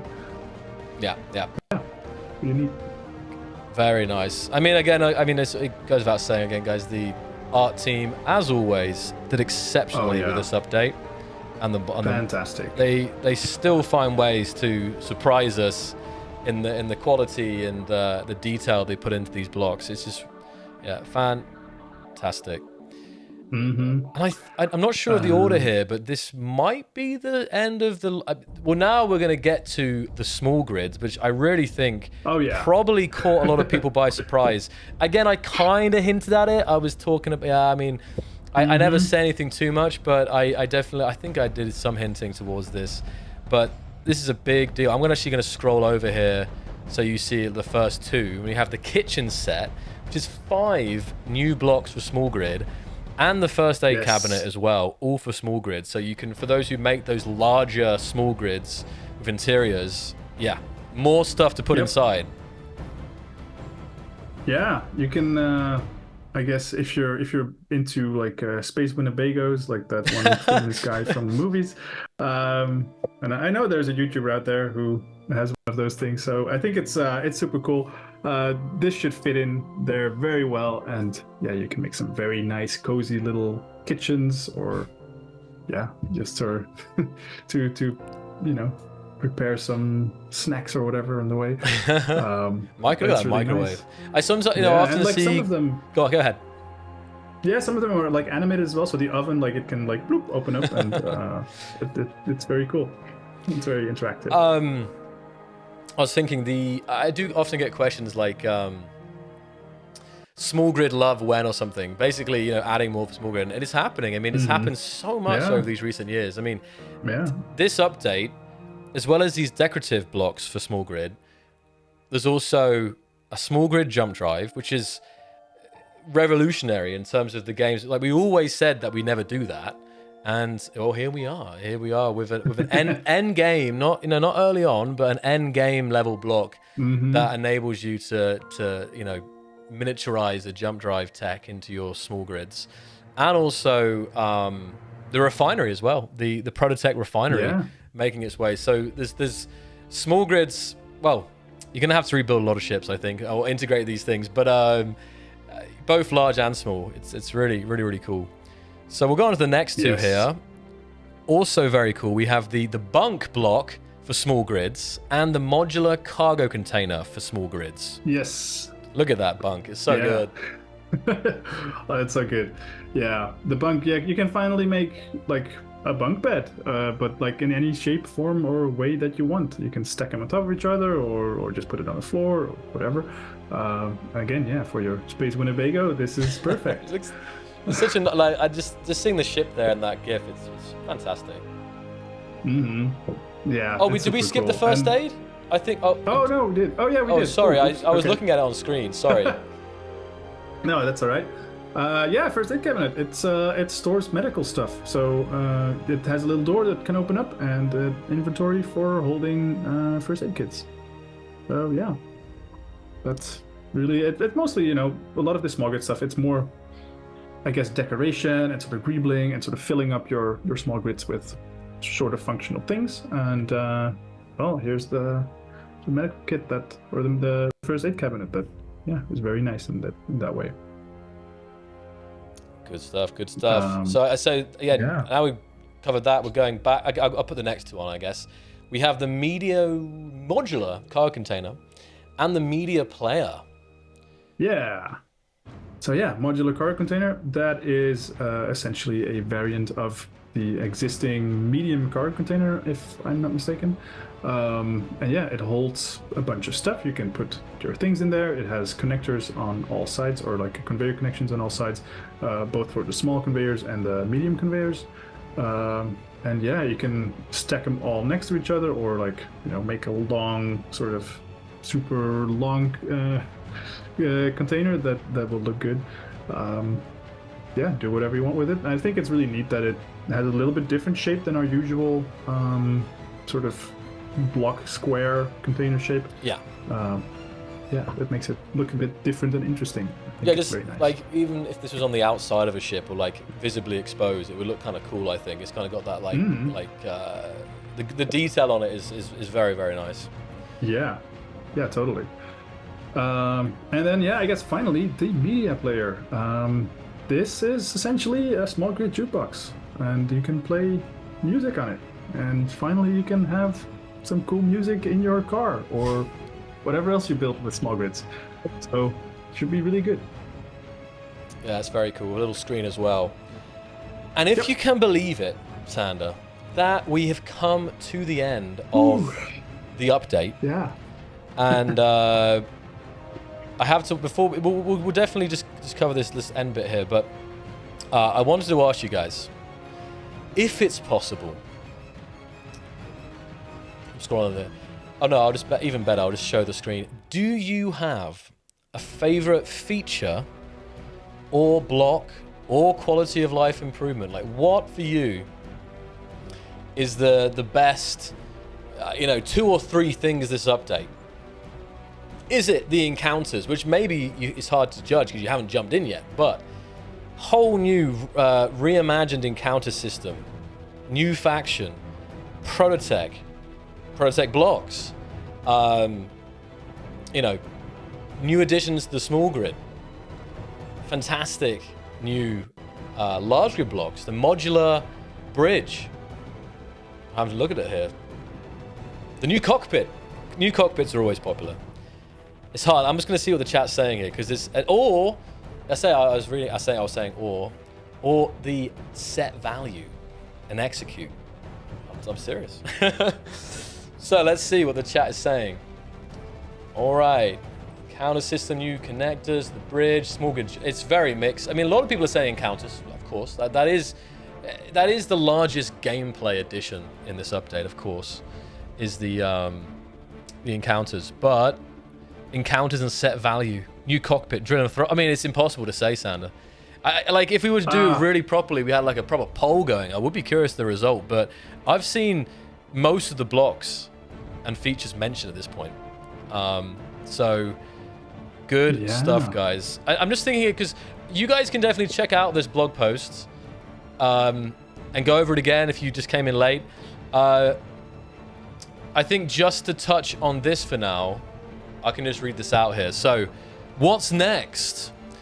We have so much more to explore. The journey is far from over. With the foundation laid by Automaton, Signal and Contact, we've established a strong PVE base that we're excited to expand upon in future updates. These updates will continue to build on the groundwork we've set, bringing new dimensions and challenges to your gameplay. But that's not all. We're excited to see how the improved AI and new encounter system will open up new possibilities for everyone. While we've designed these features to enhance gameplay, we know our community's creativity will take them even further. Alongside these additions, we're committed to the ongoing bug hunting, optimizations, and quality of life improvements to ensure the best possible experience for our players. So stay tuned for what's to come. There's a lot, and I mean a lot, to come. Maybe you'll hear about some of it next week. So it's just funny the time we were in, like 2 years ago, even 3 years ago, we had updates. It was good stuff, but like right now, like my brain is overwhelmed with secrets and things that are coming. You know, the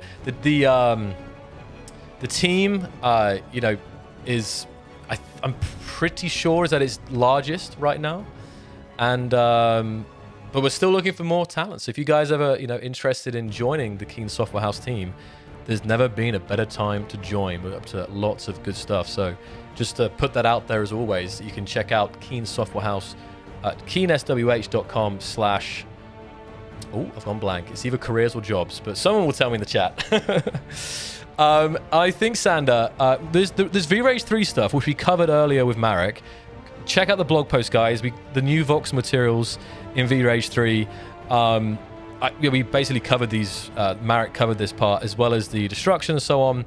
And I'm just scrolling over this briefly. Also talking about the AI People release, which was last month as well. So that is out, and people are already getting involved. And there's already updates coming. Just last week there was an update, and there's going to be updates bi-weekly as well. So definitely check out what's going on with AI People. There's still a waiting list to get in, because it's still just the way it's set up, but definitely check that out. I'm just scrolling over here. You can read this in detail here, but for the interest of time, we're going to do some questions now. And the wiki, Space Engineers Wiki, it's amazing. It's incredible. It's our first official wiki. A lot of people with the community, including Adorian and Enra, are keeping this up to date. And if you're new to the game or even returning and you have overwhelmed by the number of blocks, definitely check out the wiki. We have the community hub as well, posting kind of showcases, spotlights, guides, and much more. And here's the hiring. I'll get it right here. Where did it say? Oh, I'm looking for the link. Oh, I think it's hidden within this open positions /careers, keensoftwarehouse.com/careers. There we go. So, and that's just briefly going over the rest of this very deep blog post here, guys. So definitely feel free to read that in your own time. We're now going to come out of this blog post and address discussion in the chat. And I don't know if the moderators in the chat have any specific topics that we should cover that you've noticed. Please do tag me. I'll read it because I'm sure you've been watching the chat probably better than we have. But I again want to discuss Xbox because I know we mentioned it at the start, but I'll bring this up again. We understand the frustration, guys. I really want to say again that it was not our intention to have them not released at the same time. We always planned for the update to release across 5 different platforms if you count the variations of Steam, PlayStation 4, PlayStation 5, Xbox, Windows Store. So there's all of these that obviously they're all different builds and they all require certification, and there's different how to word it, like sometimes different requirements. And the main thing is it's unexpected. That's the main thing. Like, obviously we didn't count on this happening, and we understand Xbox players wanting to join as quick as possible into the action. And rest assured, the team is working away right now to get that out to Xbox as soon as possible. So again, apologies from us at Keen. I know it's we were also disappointed that we couldn't release the same day, but it is coming and it's going to be epic. So thank you for your patience, and we'll have news for you as soon as possible. All right. So hopefully that clears the Xbox discussion up, because I see a lot of people talking about it, and I know it's frustrating. So it's our priority for sure right now. And then so Xbox is a priority, but also we always tend to do a hot fix as well after the update releases. If there's any major crashes, I hope not, but it can happen. So stay tuned for a hot fix as well in the coming days or weeks. And I don't know, Sandra, is there anything else any other like major points you want to like overview topics you want to point out about this update? Nothing major currently. No, I think very happy to see it go live, and looking forward to seeing what players think of it. I think over the coming days and weeks we will definitely monitor everybody's sort of opinion and reaction and requests and all that. So yeah, if there's any feedback for us, please head over to the support page, and then we will always take a look at those things. Yeah. Yeah. Or any bugs as well. If you have issues with it, please go to the support page, and we should be able to help you there. So some questions about the anniversary stream. Anniversary stream next Wednesday on the anniversary of Space Engineers, pardon me, on the October 23rd, same time. Be there. Yeah. I'm gonna get some questions. I'm not sure if you're in the chat. One of the chats, Gender. Gender? What are that? I'm thinking of Gender. Sander. I've never done that before. It was so random. It's like, anyway, Sander, if you spot any of questions that you want to answer, please do. I'm going to just look for... Apparently, we're at 50,000 Discord members. Definitely join the Discord if you're not a part of that yet. Discord.gg/KeenSWH. It's the best place to get involved with the community, get involved in modding, get help, find players to play with. So definitely jump onto the Discord. And apparently we had 8,000 peak viewers today. So that's awesome. Thank you guys for joining us for this very exciting release today. So let me have a look here for some questions. I saw one that caught my eye.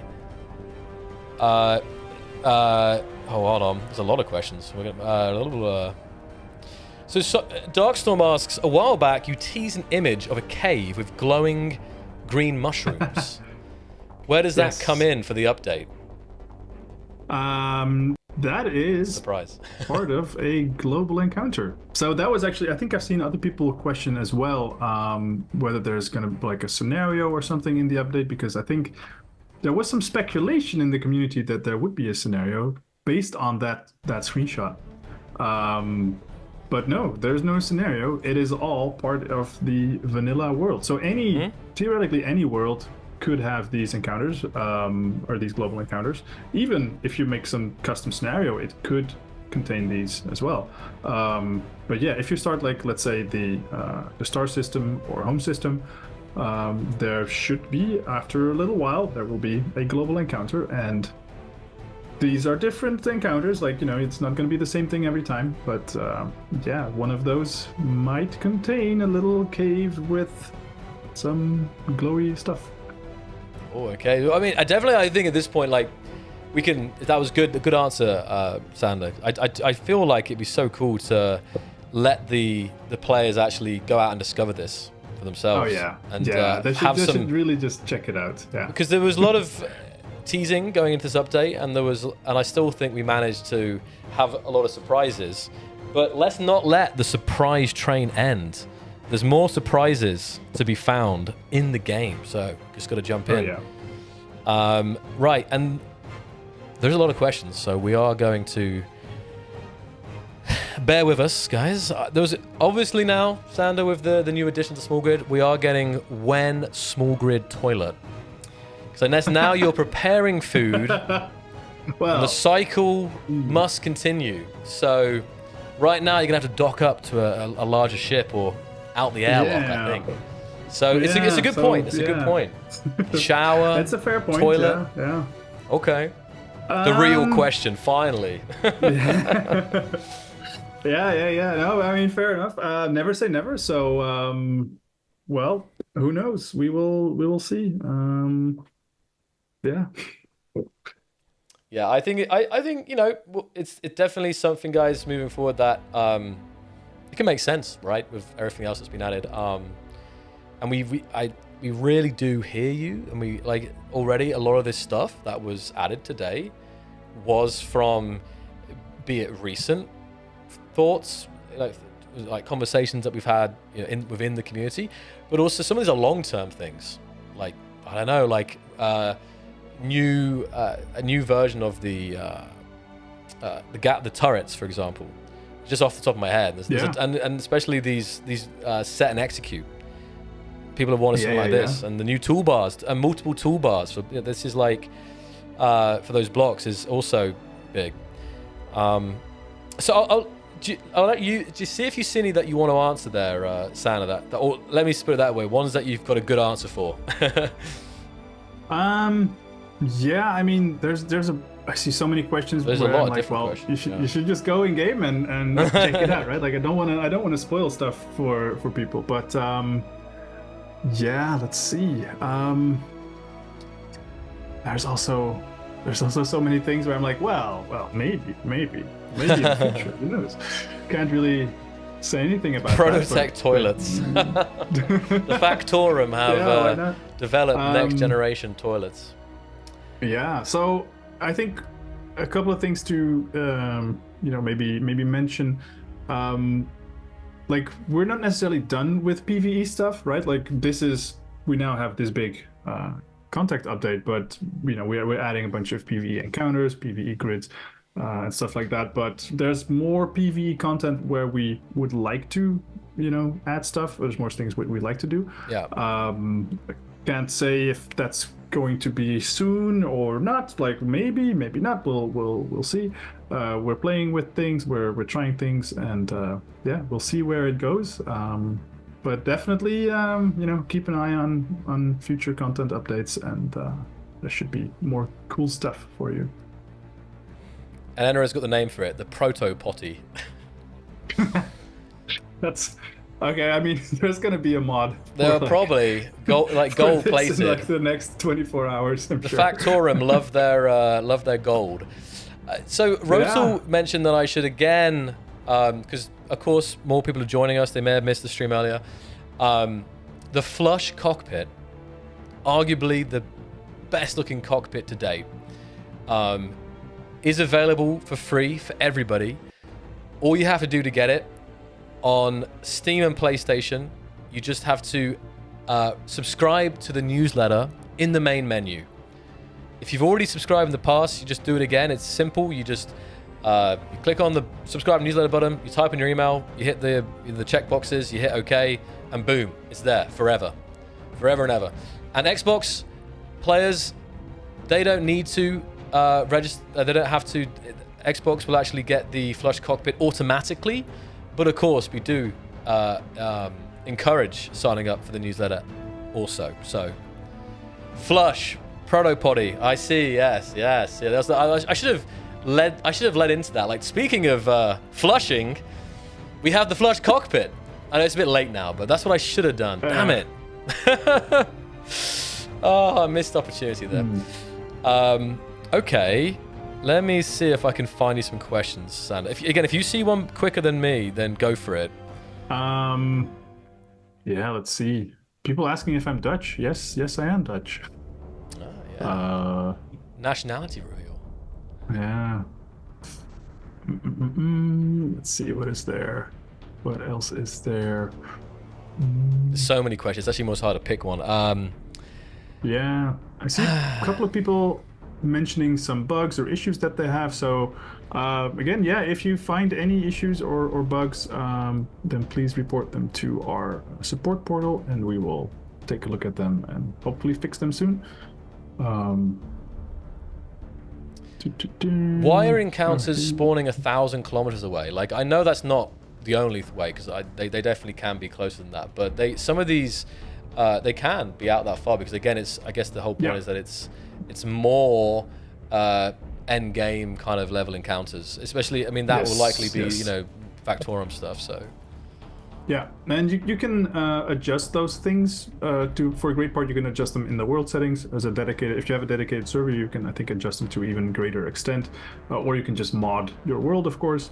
Like if you would really want it, you could, in theory, by modding your world, have them spawn, like, I don't know, at the center of the universe or something. I think they were unlucky there, because Petty Lowell says I got an encounter 3 kilometers away. So okay, well, 1,000 kilometers, 3 kilometers. Some people said 9 or 7, 133. Yeah, so it's a big range, guys. So like 53. So, I mean, MO Gamer has one that's 3,500 kilometers away. So they really can range, guys. Or even more. They can 12,000. Yeah. So I think it may be good to mention, like, if you don't have one nearby and you don't actually have a jump drive yet to actually get there, they should. After some time, they will sort of rotate and respawn in different locations. So yeah, if it's just too far away, then wait a little while, and one should hopefully appear a little soon or a little closer. So yeah. I think I misspoke though. I think I didn't. I read it as like, no, maybe not. Did I read that right? And now I'm realizing people are saying like 7K. I'm thinking 7 kilometers, but it's actually 7,000. But I think I saw. Yeah. No, I think I saw someone say like legit single-digit kilometer. I could be wrong though. I'm a little bit confused now. What I saw that. Well. Yeah, no, fight. Yeah, so a lot of it is. It really depends on where you are in the world, right? It like does. If you're just super lucky, then yeah. Let's see. I did see another question. Can you extend the set value and execute you just added through rotors and other function blocks? 2 other functional blocks, namely aviation-related blocks like thrust override and gyro override. Maybe. This, I think, is one of the greatest little features that we added. And honestly, it was added relatively late during development of this update. And it was a little bit like, ooh, is it going to make it? Is it not going to make it? So yeah, but now that we have it, it's like, well, actually, it's fairly simple for us to add them to other things as well. So yeah, there's a good chance that we're adding it to more blocks, more stuff. But it really kind of depends. Like, some of the things we kind of feel like it shouldn't have it, because then things will get too easy, that and some things can be used sort of like for exploiting certain behavior and stuff. So we're a little bit careful like where we do them, but I think for some things, like, sure, like thrusters, that could definitely make sense. As I say, maybe we've opened Pandora's box of setting values. Yeah, I mean, that's always a risk as well. Before it was a thing, yeah. people use our stuff in creative new ways that we never thought of, and then it's like, oh, ooh, well, but yeah, it should be good. Well, I saw some discussion about South American servers. It's a really good question, and we have the region we have right now. But I think I hear you. I think we should talk with the team about that, especially on an update like this where there is a lot of this is a great time to plan a server. So definitely hear you, MLT.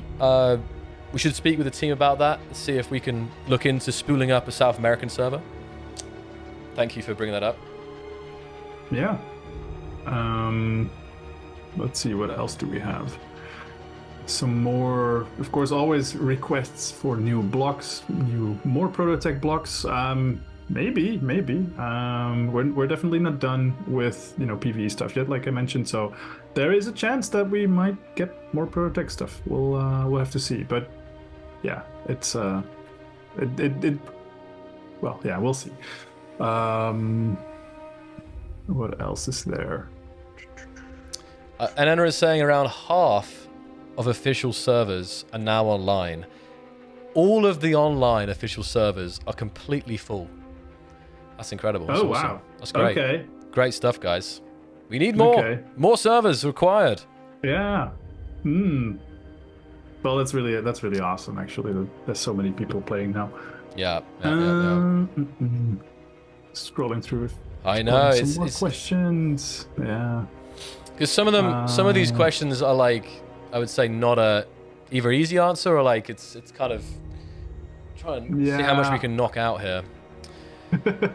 Let's see. I saw one which I can't find anymore, but somebody was basically asking whether these new turrets that we added, whether they are like inset so they would fit into like a smaller space. No, they are functionally identical to the older ones. They just look a little bit newer. They just look really cool. I'm coming back to this question this point that we actually started on pretty early, and that was from JB. Do you need to start a new single player world to get the encounters? And the answer is you don't have to. You can add the encounters to any existing world. It's just recommended that you start a new world. That's what the team is recommending. So, but no, you can add them to existing worlds. It's a new checkbox that you'll want to enable in the advanced settings. And there's a drop down as well to set the frequency. Yep. Are the new encounters found on all planets or just specific worlds, Sander? They should be on all planets. Yeah.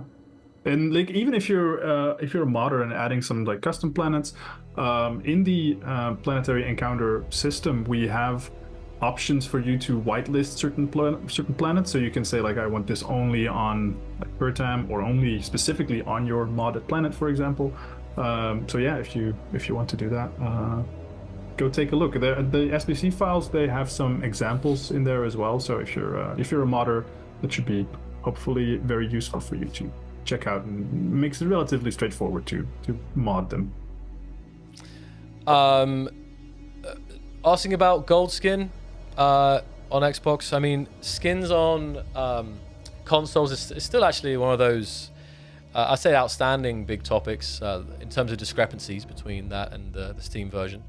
I think it can, because you'll probably see that when you join servers, but I don't know what the status is on the skin situation on consoles, but I don't see why we couldn't find a way to get more of the player skins, or even, you're talking the gold skin, that's even the armor skin, to the consoles. I think so. Definitely aware of that. I bring it up relatively frequently. Like, it's one of those things that it's regularly asked about. I know it's not related to this update, but definitely understand that Xbox and PlayStation want more of those handful of missing skins that that aren't there. So let's see.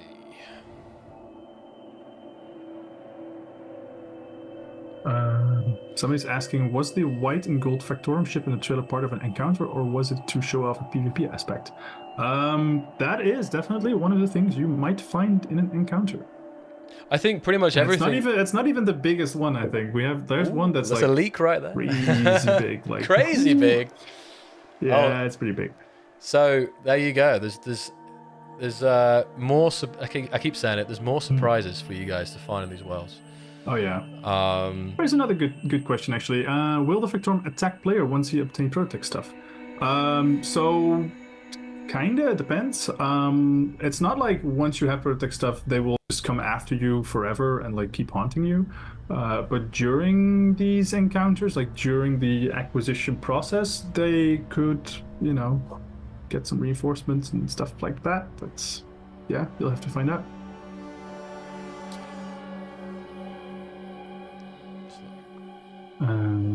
Planetary encounters. Oh, sorry, go ahead.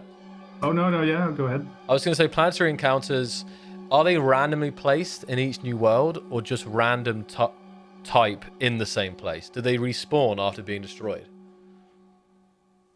Yes, they respawn. And sorry, what was the first part? The first part was, are they randomly placed in each new world or does just a random type appear? Like it changes the type in the same place? That's a bit of a technical question, but sort of. So they can spawn. Well, the way the system works is it checks for valid spawn positions, and that can depend on whether there's voxel changes or whether the surface of the planet is suitable to spawn something. So we don't want to spawn stuff like inside a cliff or something, right? Yeah. So, in those places, probably it will never spawn, but in certain other places where there could be, in theory, enough space, if you just build a bunch of stuff there and you have a base there, then probably it won't spawn, like, right on top of your base or, like, inside your base or something. So, it's quite flexible, and it can move around where things are spawned. And, yeah, stuff does sort of respawn after you destroy it or after it's been claimed by somebody or, stuff like that.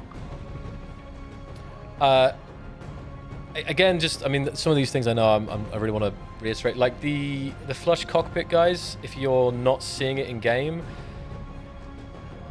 obviously, try subscribing, you press OK. That should be it. If there are issues with that, I'm not aware of any right now, but it's possible. There could be some, I don't know, maybe a specific format of email. I'm not sure on top of my head, but shouldn't be there. And if there is an issue with that, I'm sure that will be resolved quickly. You shouldn't, because when I did it for the first time, I was in the game and I was trying to place it and I couldn't place it. I didn't even back out to the menu. I just pressed escape, paused the game, signed up for it, and then immediately after subscribing, I was able to place it without even a world reload. So it should be okay. You could try with a different email address, maybe. Yeah, I saw a couple of people mentioning that they couldn't. They like signed up, but they didn't appear for them. They still couldn't place it. But Mr. Shimmer says I had to reboot the game, but then it worked. So maybe if it's not working, try a reboot. Could be. And then yeah, just make sure, of course, you sign up like in game. Actually, like if you sign up through the website, I don't think it'll work. You have to actually sign up through the in-game. And again, if you did already sign up through the website, of course, thank you. That's awesome. But then you'll have to sign up again using the same email address or whatever, really, through the in-game thing, and then you should be able to get it. Yeah, and again, it's those who've already signed up, you'll know that there's a lot of really, big progress and big announcements are made in these newsletters. It's really normally the first source. It's every month on the 18th of every month. There is new updates about what's happening behind the scenes that,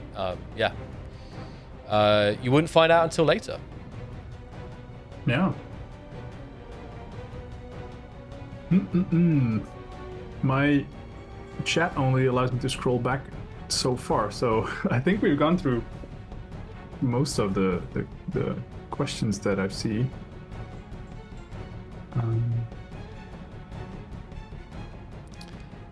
Let's have a look then.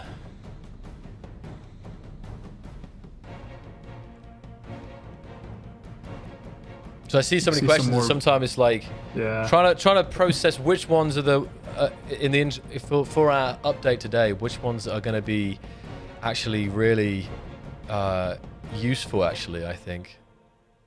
Yeah. I see some block requests, stuff like that. But that's all I can say to those is maybe. Yeah.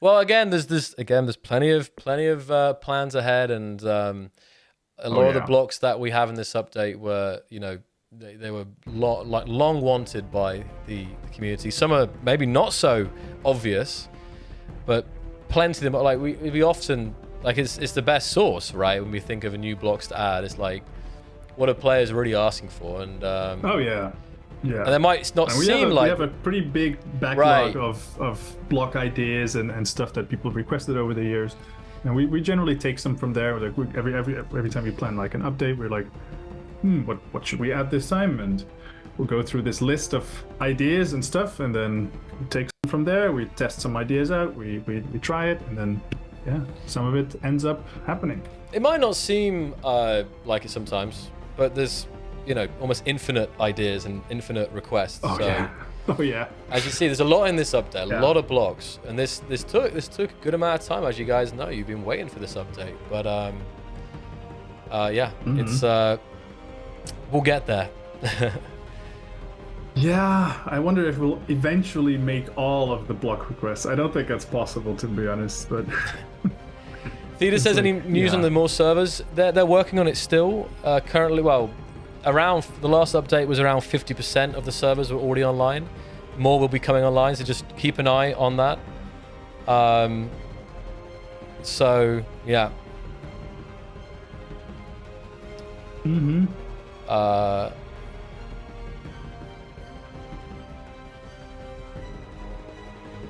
All right. Let's see.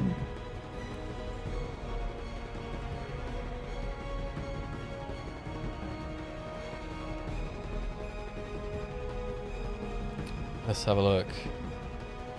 I see. Here's a question. Will all the old Space Pirate bases in some of the older scenarios be getting new drones, or will they still spawn the old ones?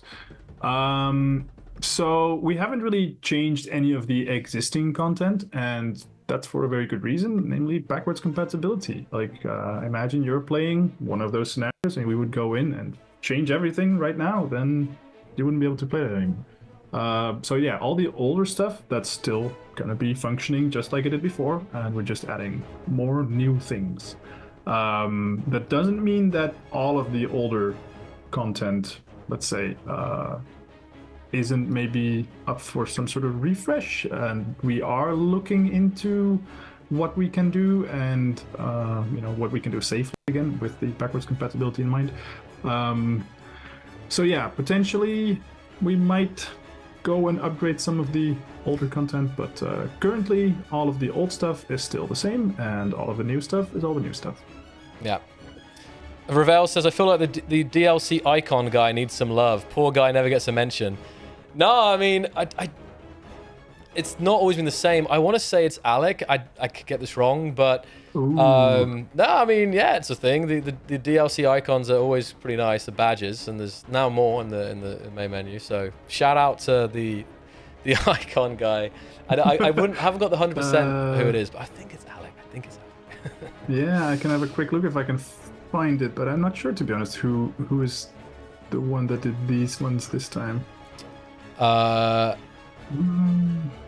me see. I do, honestly, guys, all the questions, it's great to see all these questions. When there's just I'm just really trying to see ones that I have a good, because a lot of these, like I see one here that I don't want to just keep saying I don't know, because I want to say ones that I know I can give a good answer for. I mean, the Xbox update time will be announced, guys. You will hear about it. Keep an eye on socials. Yeah, we'll give you a heads up for that.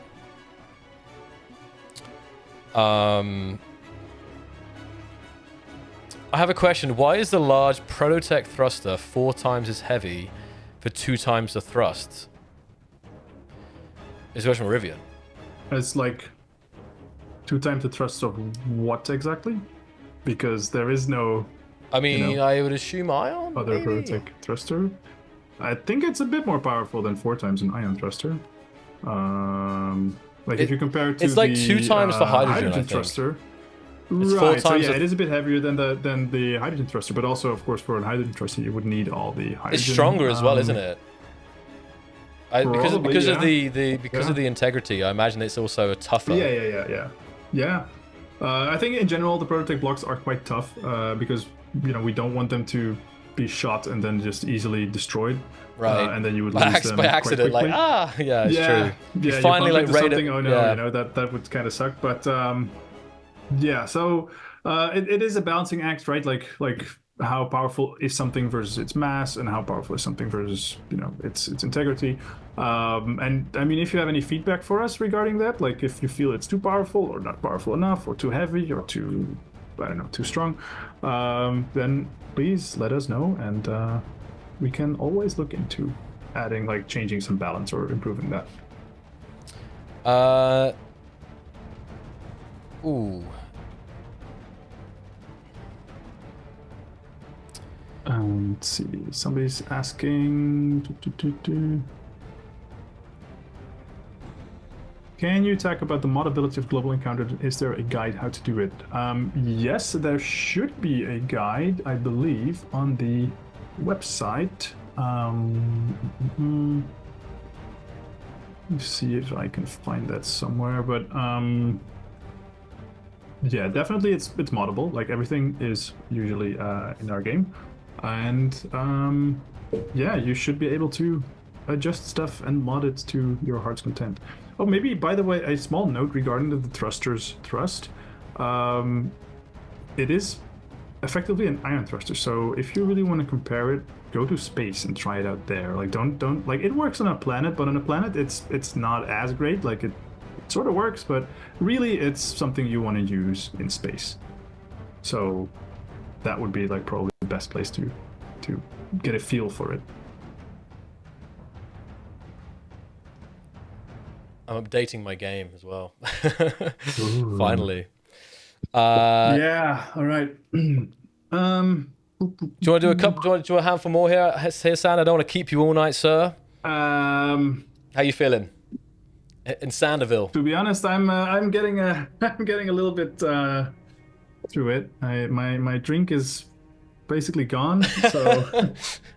Well, look, it's been many months of like this Yes. guy's worked like crazy to make this update, along with the team to make this update happen. So this is always like this is the end point. Well, beyond the hot fixing feedback, but like in terms of this is like the climactic moment here, and so totally appreciate you being here today, Sander, because it's yeah, it's a big one, and there are a lot, because actually we do updates, as you know, every now and again, and I see a lot of questions in the chat, like more so than other updates, I think. I mean, partly because there's a lot of new gameplay elements.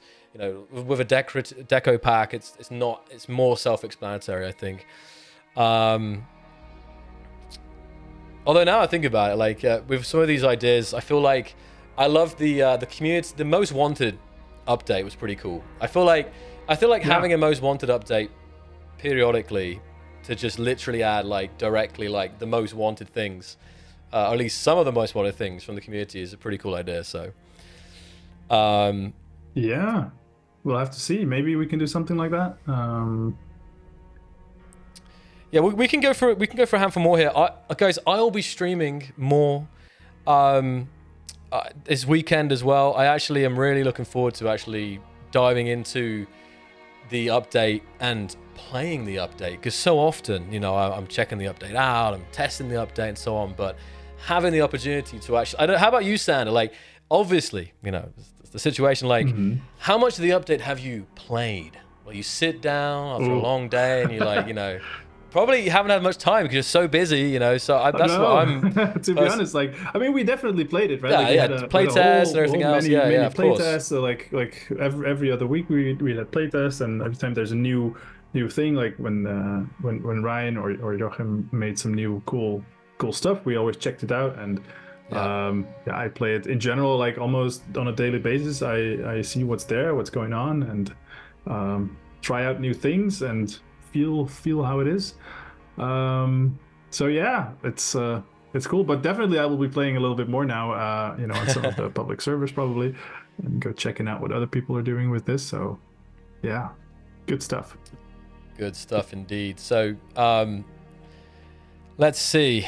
Yeah, couple more here for Mr. Sander, and then I'll let him get well-deserved rest and a slow, because there's always like a decompression period after these updates. Like you're just reading the feedback, you're reading the comments under the trailer. There's always so much to like just process before, during, and after an update. So I'll just try and figure a couple more here. Let's see. Will the Factorum be a main antagonist for a future story in Space Engineers? It's quite a... It's like maybe TM.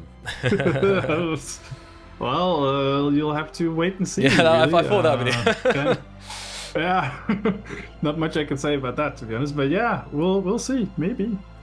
I mean, a lot of these other things, compact O2 gen, small grid, grav generators.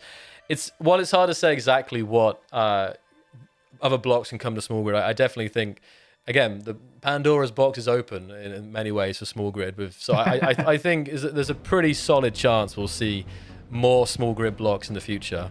What those are and when they come, who knows? Well, we might know, but yeah. We'll see. All right, I'm gonna pick a last question, Sander. Okay, I'll leave it to you. No. I'll answer some more questions later this evening, guys. All right? Sure. Let's see if I can find a good question here.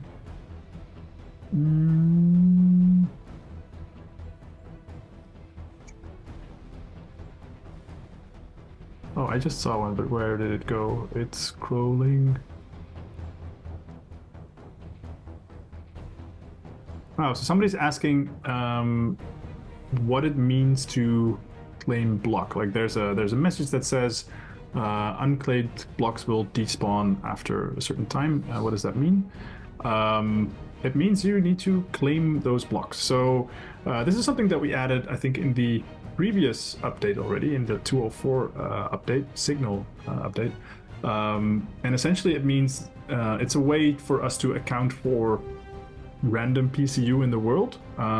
So blocks that are not claimed, like those are blocks by NPCs from either cargo ships or encounters or the new global encounters or planetary encounters.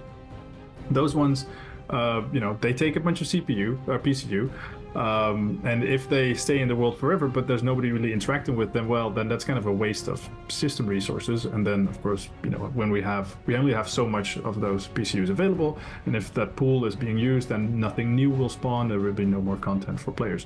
So eventually, they will need to despawn. So that means now that once you interact with them, there is a certain amount of time that you have to actually interact with them. The timer is generally quite generous, I think. Again, if any feedback on there, please let us know. But basically that means you need to claim those blocks, and if you claim them, they will be the PCU cost will be transferred to you. So now you will be paying for that grid. Doesn't mean the grid is yours necessarily. You still need to hack all the blocks or destroy the stuff, whatever. But essentially it's a way for us to keep track of who pays for what in terms of PCU cost. And so yeah, if you don't claim the grid, and there's a little button on the top right of your terminal that says claim grid. If you don't claim the grid, then it will eventually despawn. It's a fair point, actually. It's a fair point to bring that up. Okay, guys. So, what a day. What an update. Yeah, I mean, like I was saying to Sander before the stream started, my heart was like racing. It's always this like pre-release thing. It's like, I'm kind of pretty chill now, but like, oh man, the build up to this, and it's out there now. It's out there and you guys are seeing it. People are playing it. It's good stuff. There's going to be more streams. In general, there's going to be more streams here on Space Engineers YouTube and Keen Community Network. The main ones to keep an eye out for, let me get the image up. The big one being next Wednesday, we're going to have the 11th anniversary live stream. Marritt's going to be joining me, and there's going to be all I'll say is you're not going to want to miss it, is what I'll say. that's probably enough, right? And then also I'm planning. I briefly mentioned with Sander because we didn't do any gameplay tonight. Shock, I know, but we really wanted to get through the blog post, properly present all the new information to you guys. Of course, you can jump in and check the game out, but I think it would be good for us to showcase and get some devs together and play some of the new encounters. So we will be doing a follow-up official live stream with some developers in the coming weeks. We have got, the anniversary stream next week and stuff. So I still need to schedule with Sander, maybe even this week. We'll see. So I've got to speak with Sander about that, but you'll see them soon. And we can do some more gameplay and more breakdown here. So that is the rough streaming plan. Yeah, any kind of final words from Sander tonight? I'm just super excited to see what everybody's doing. I'm very happy to have finally released this update. This was very long in the making, I think. Ever since I joined Keen, well, soon after I joined Keen, we came up with like a sort of long-term plan what we wanted to do, and this is pretty much, well, not the end of it, of course, but like this is sort of where I felt like we wanted to go for a very long time. And I think for the last couple of years, we've been sort of working towards all of this. And yeah, I'm happy to finally see it, be released and see what players, think of it and see what they do with it. And yeah, super excited.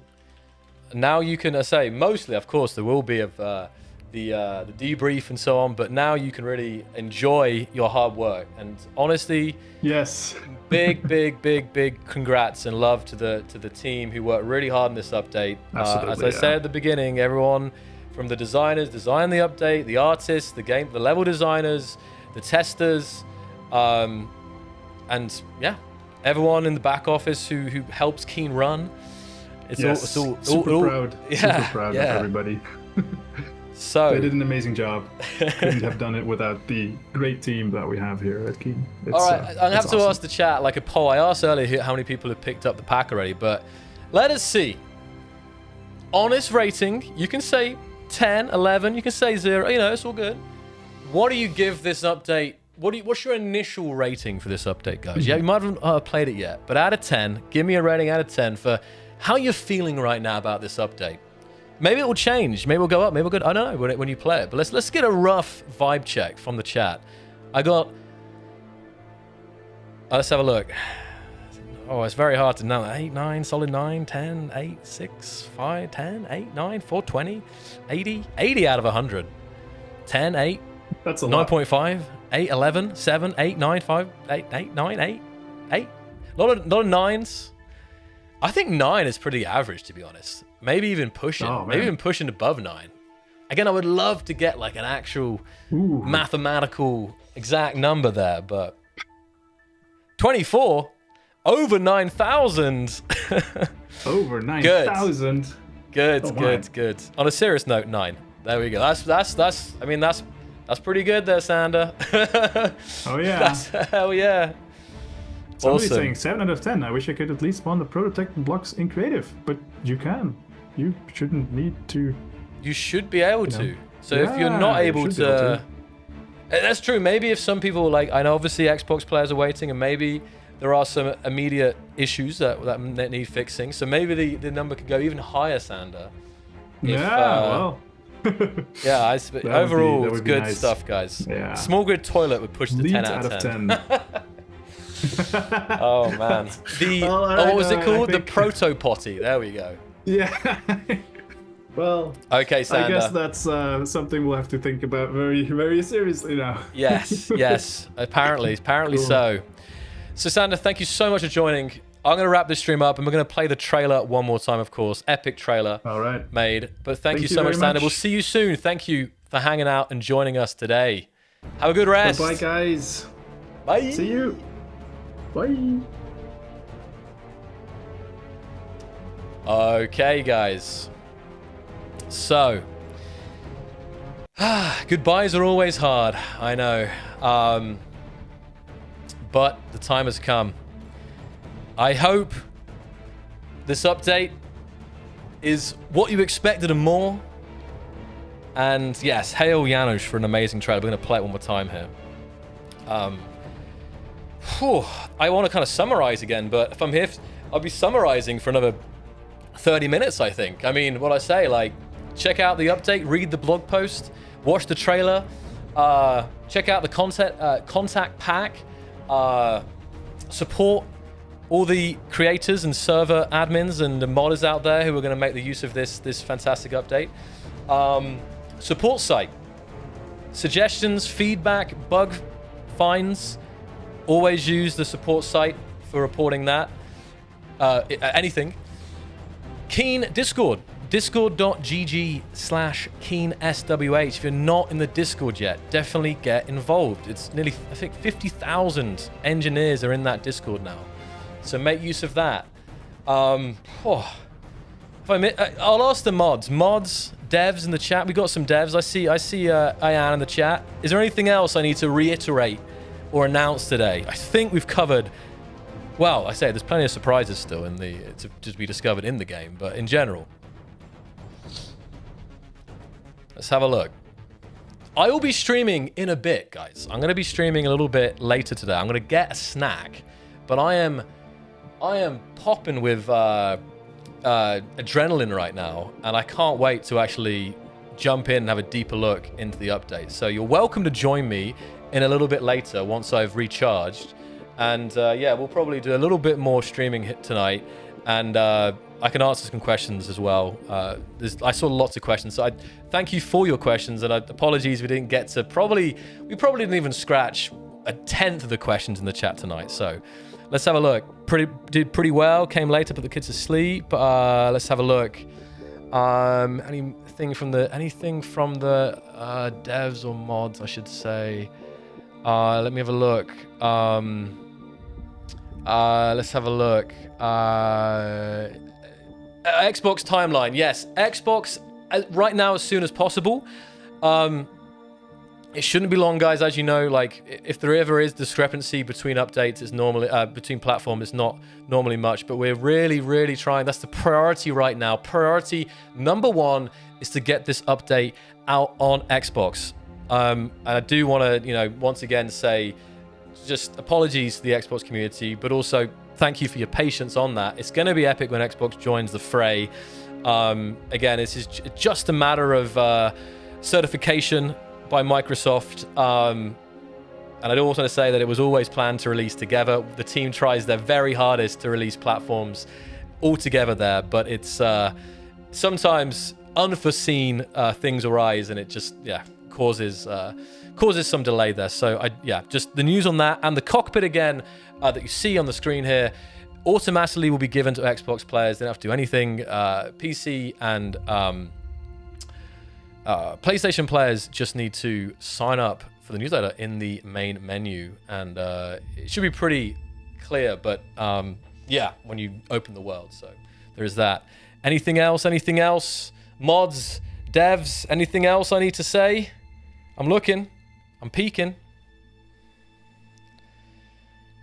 Other than lots of questions, but I'd really just see. Oh, I saw the Discord raid protection. That's crazy. Like, I just got a message saying that like suspicious activity was detected on Discord because there was so many people tried to join the Discord today. I've never seen that before. So you guys must have been really going crazy to join the Discord there. We good. Yeah. I think we are good. So, give me a sec. We're going to play the trailer.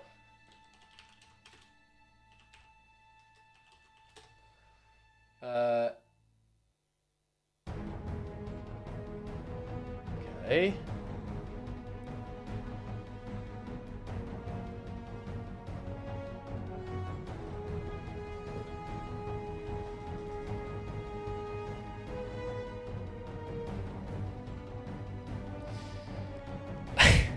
Right, I'm good now. I'm ready. So, finish the trailer. I'm going to take a quick break. I will see you guys for a stream later today, hopefully, if you want to join me. We'll be just checking out the update more, playing a bit more, and answering more questions. But if not, the major streams you want to catch will be the unannounced follow-up official stream with Sander and crew. But even bigger, possibly, probably, likely, even bigger. I don't have it here, but you saw it earlier. 11th anniversary stream next Wednesday, 5 p.m. UTC. Well, I will be joined by Marek once again as well. So, okay. This is very hard for me. It's really weird right now. I'm like, I'm really, even I'm like, I feel a bit dizzy from the release today. But I will wrap it up with the trailer. So, thanks so much for watching. Thank you for all the support. You're the best community out there, guys. For 11 years now, supporting this game. And as always,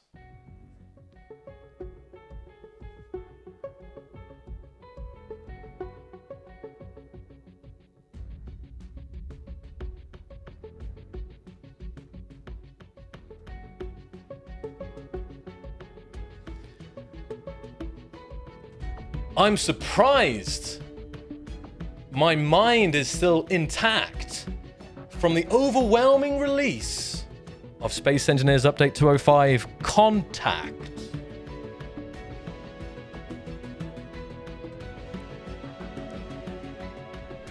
Gone. Solid gone.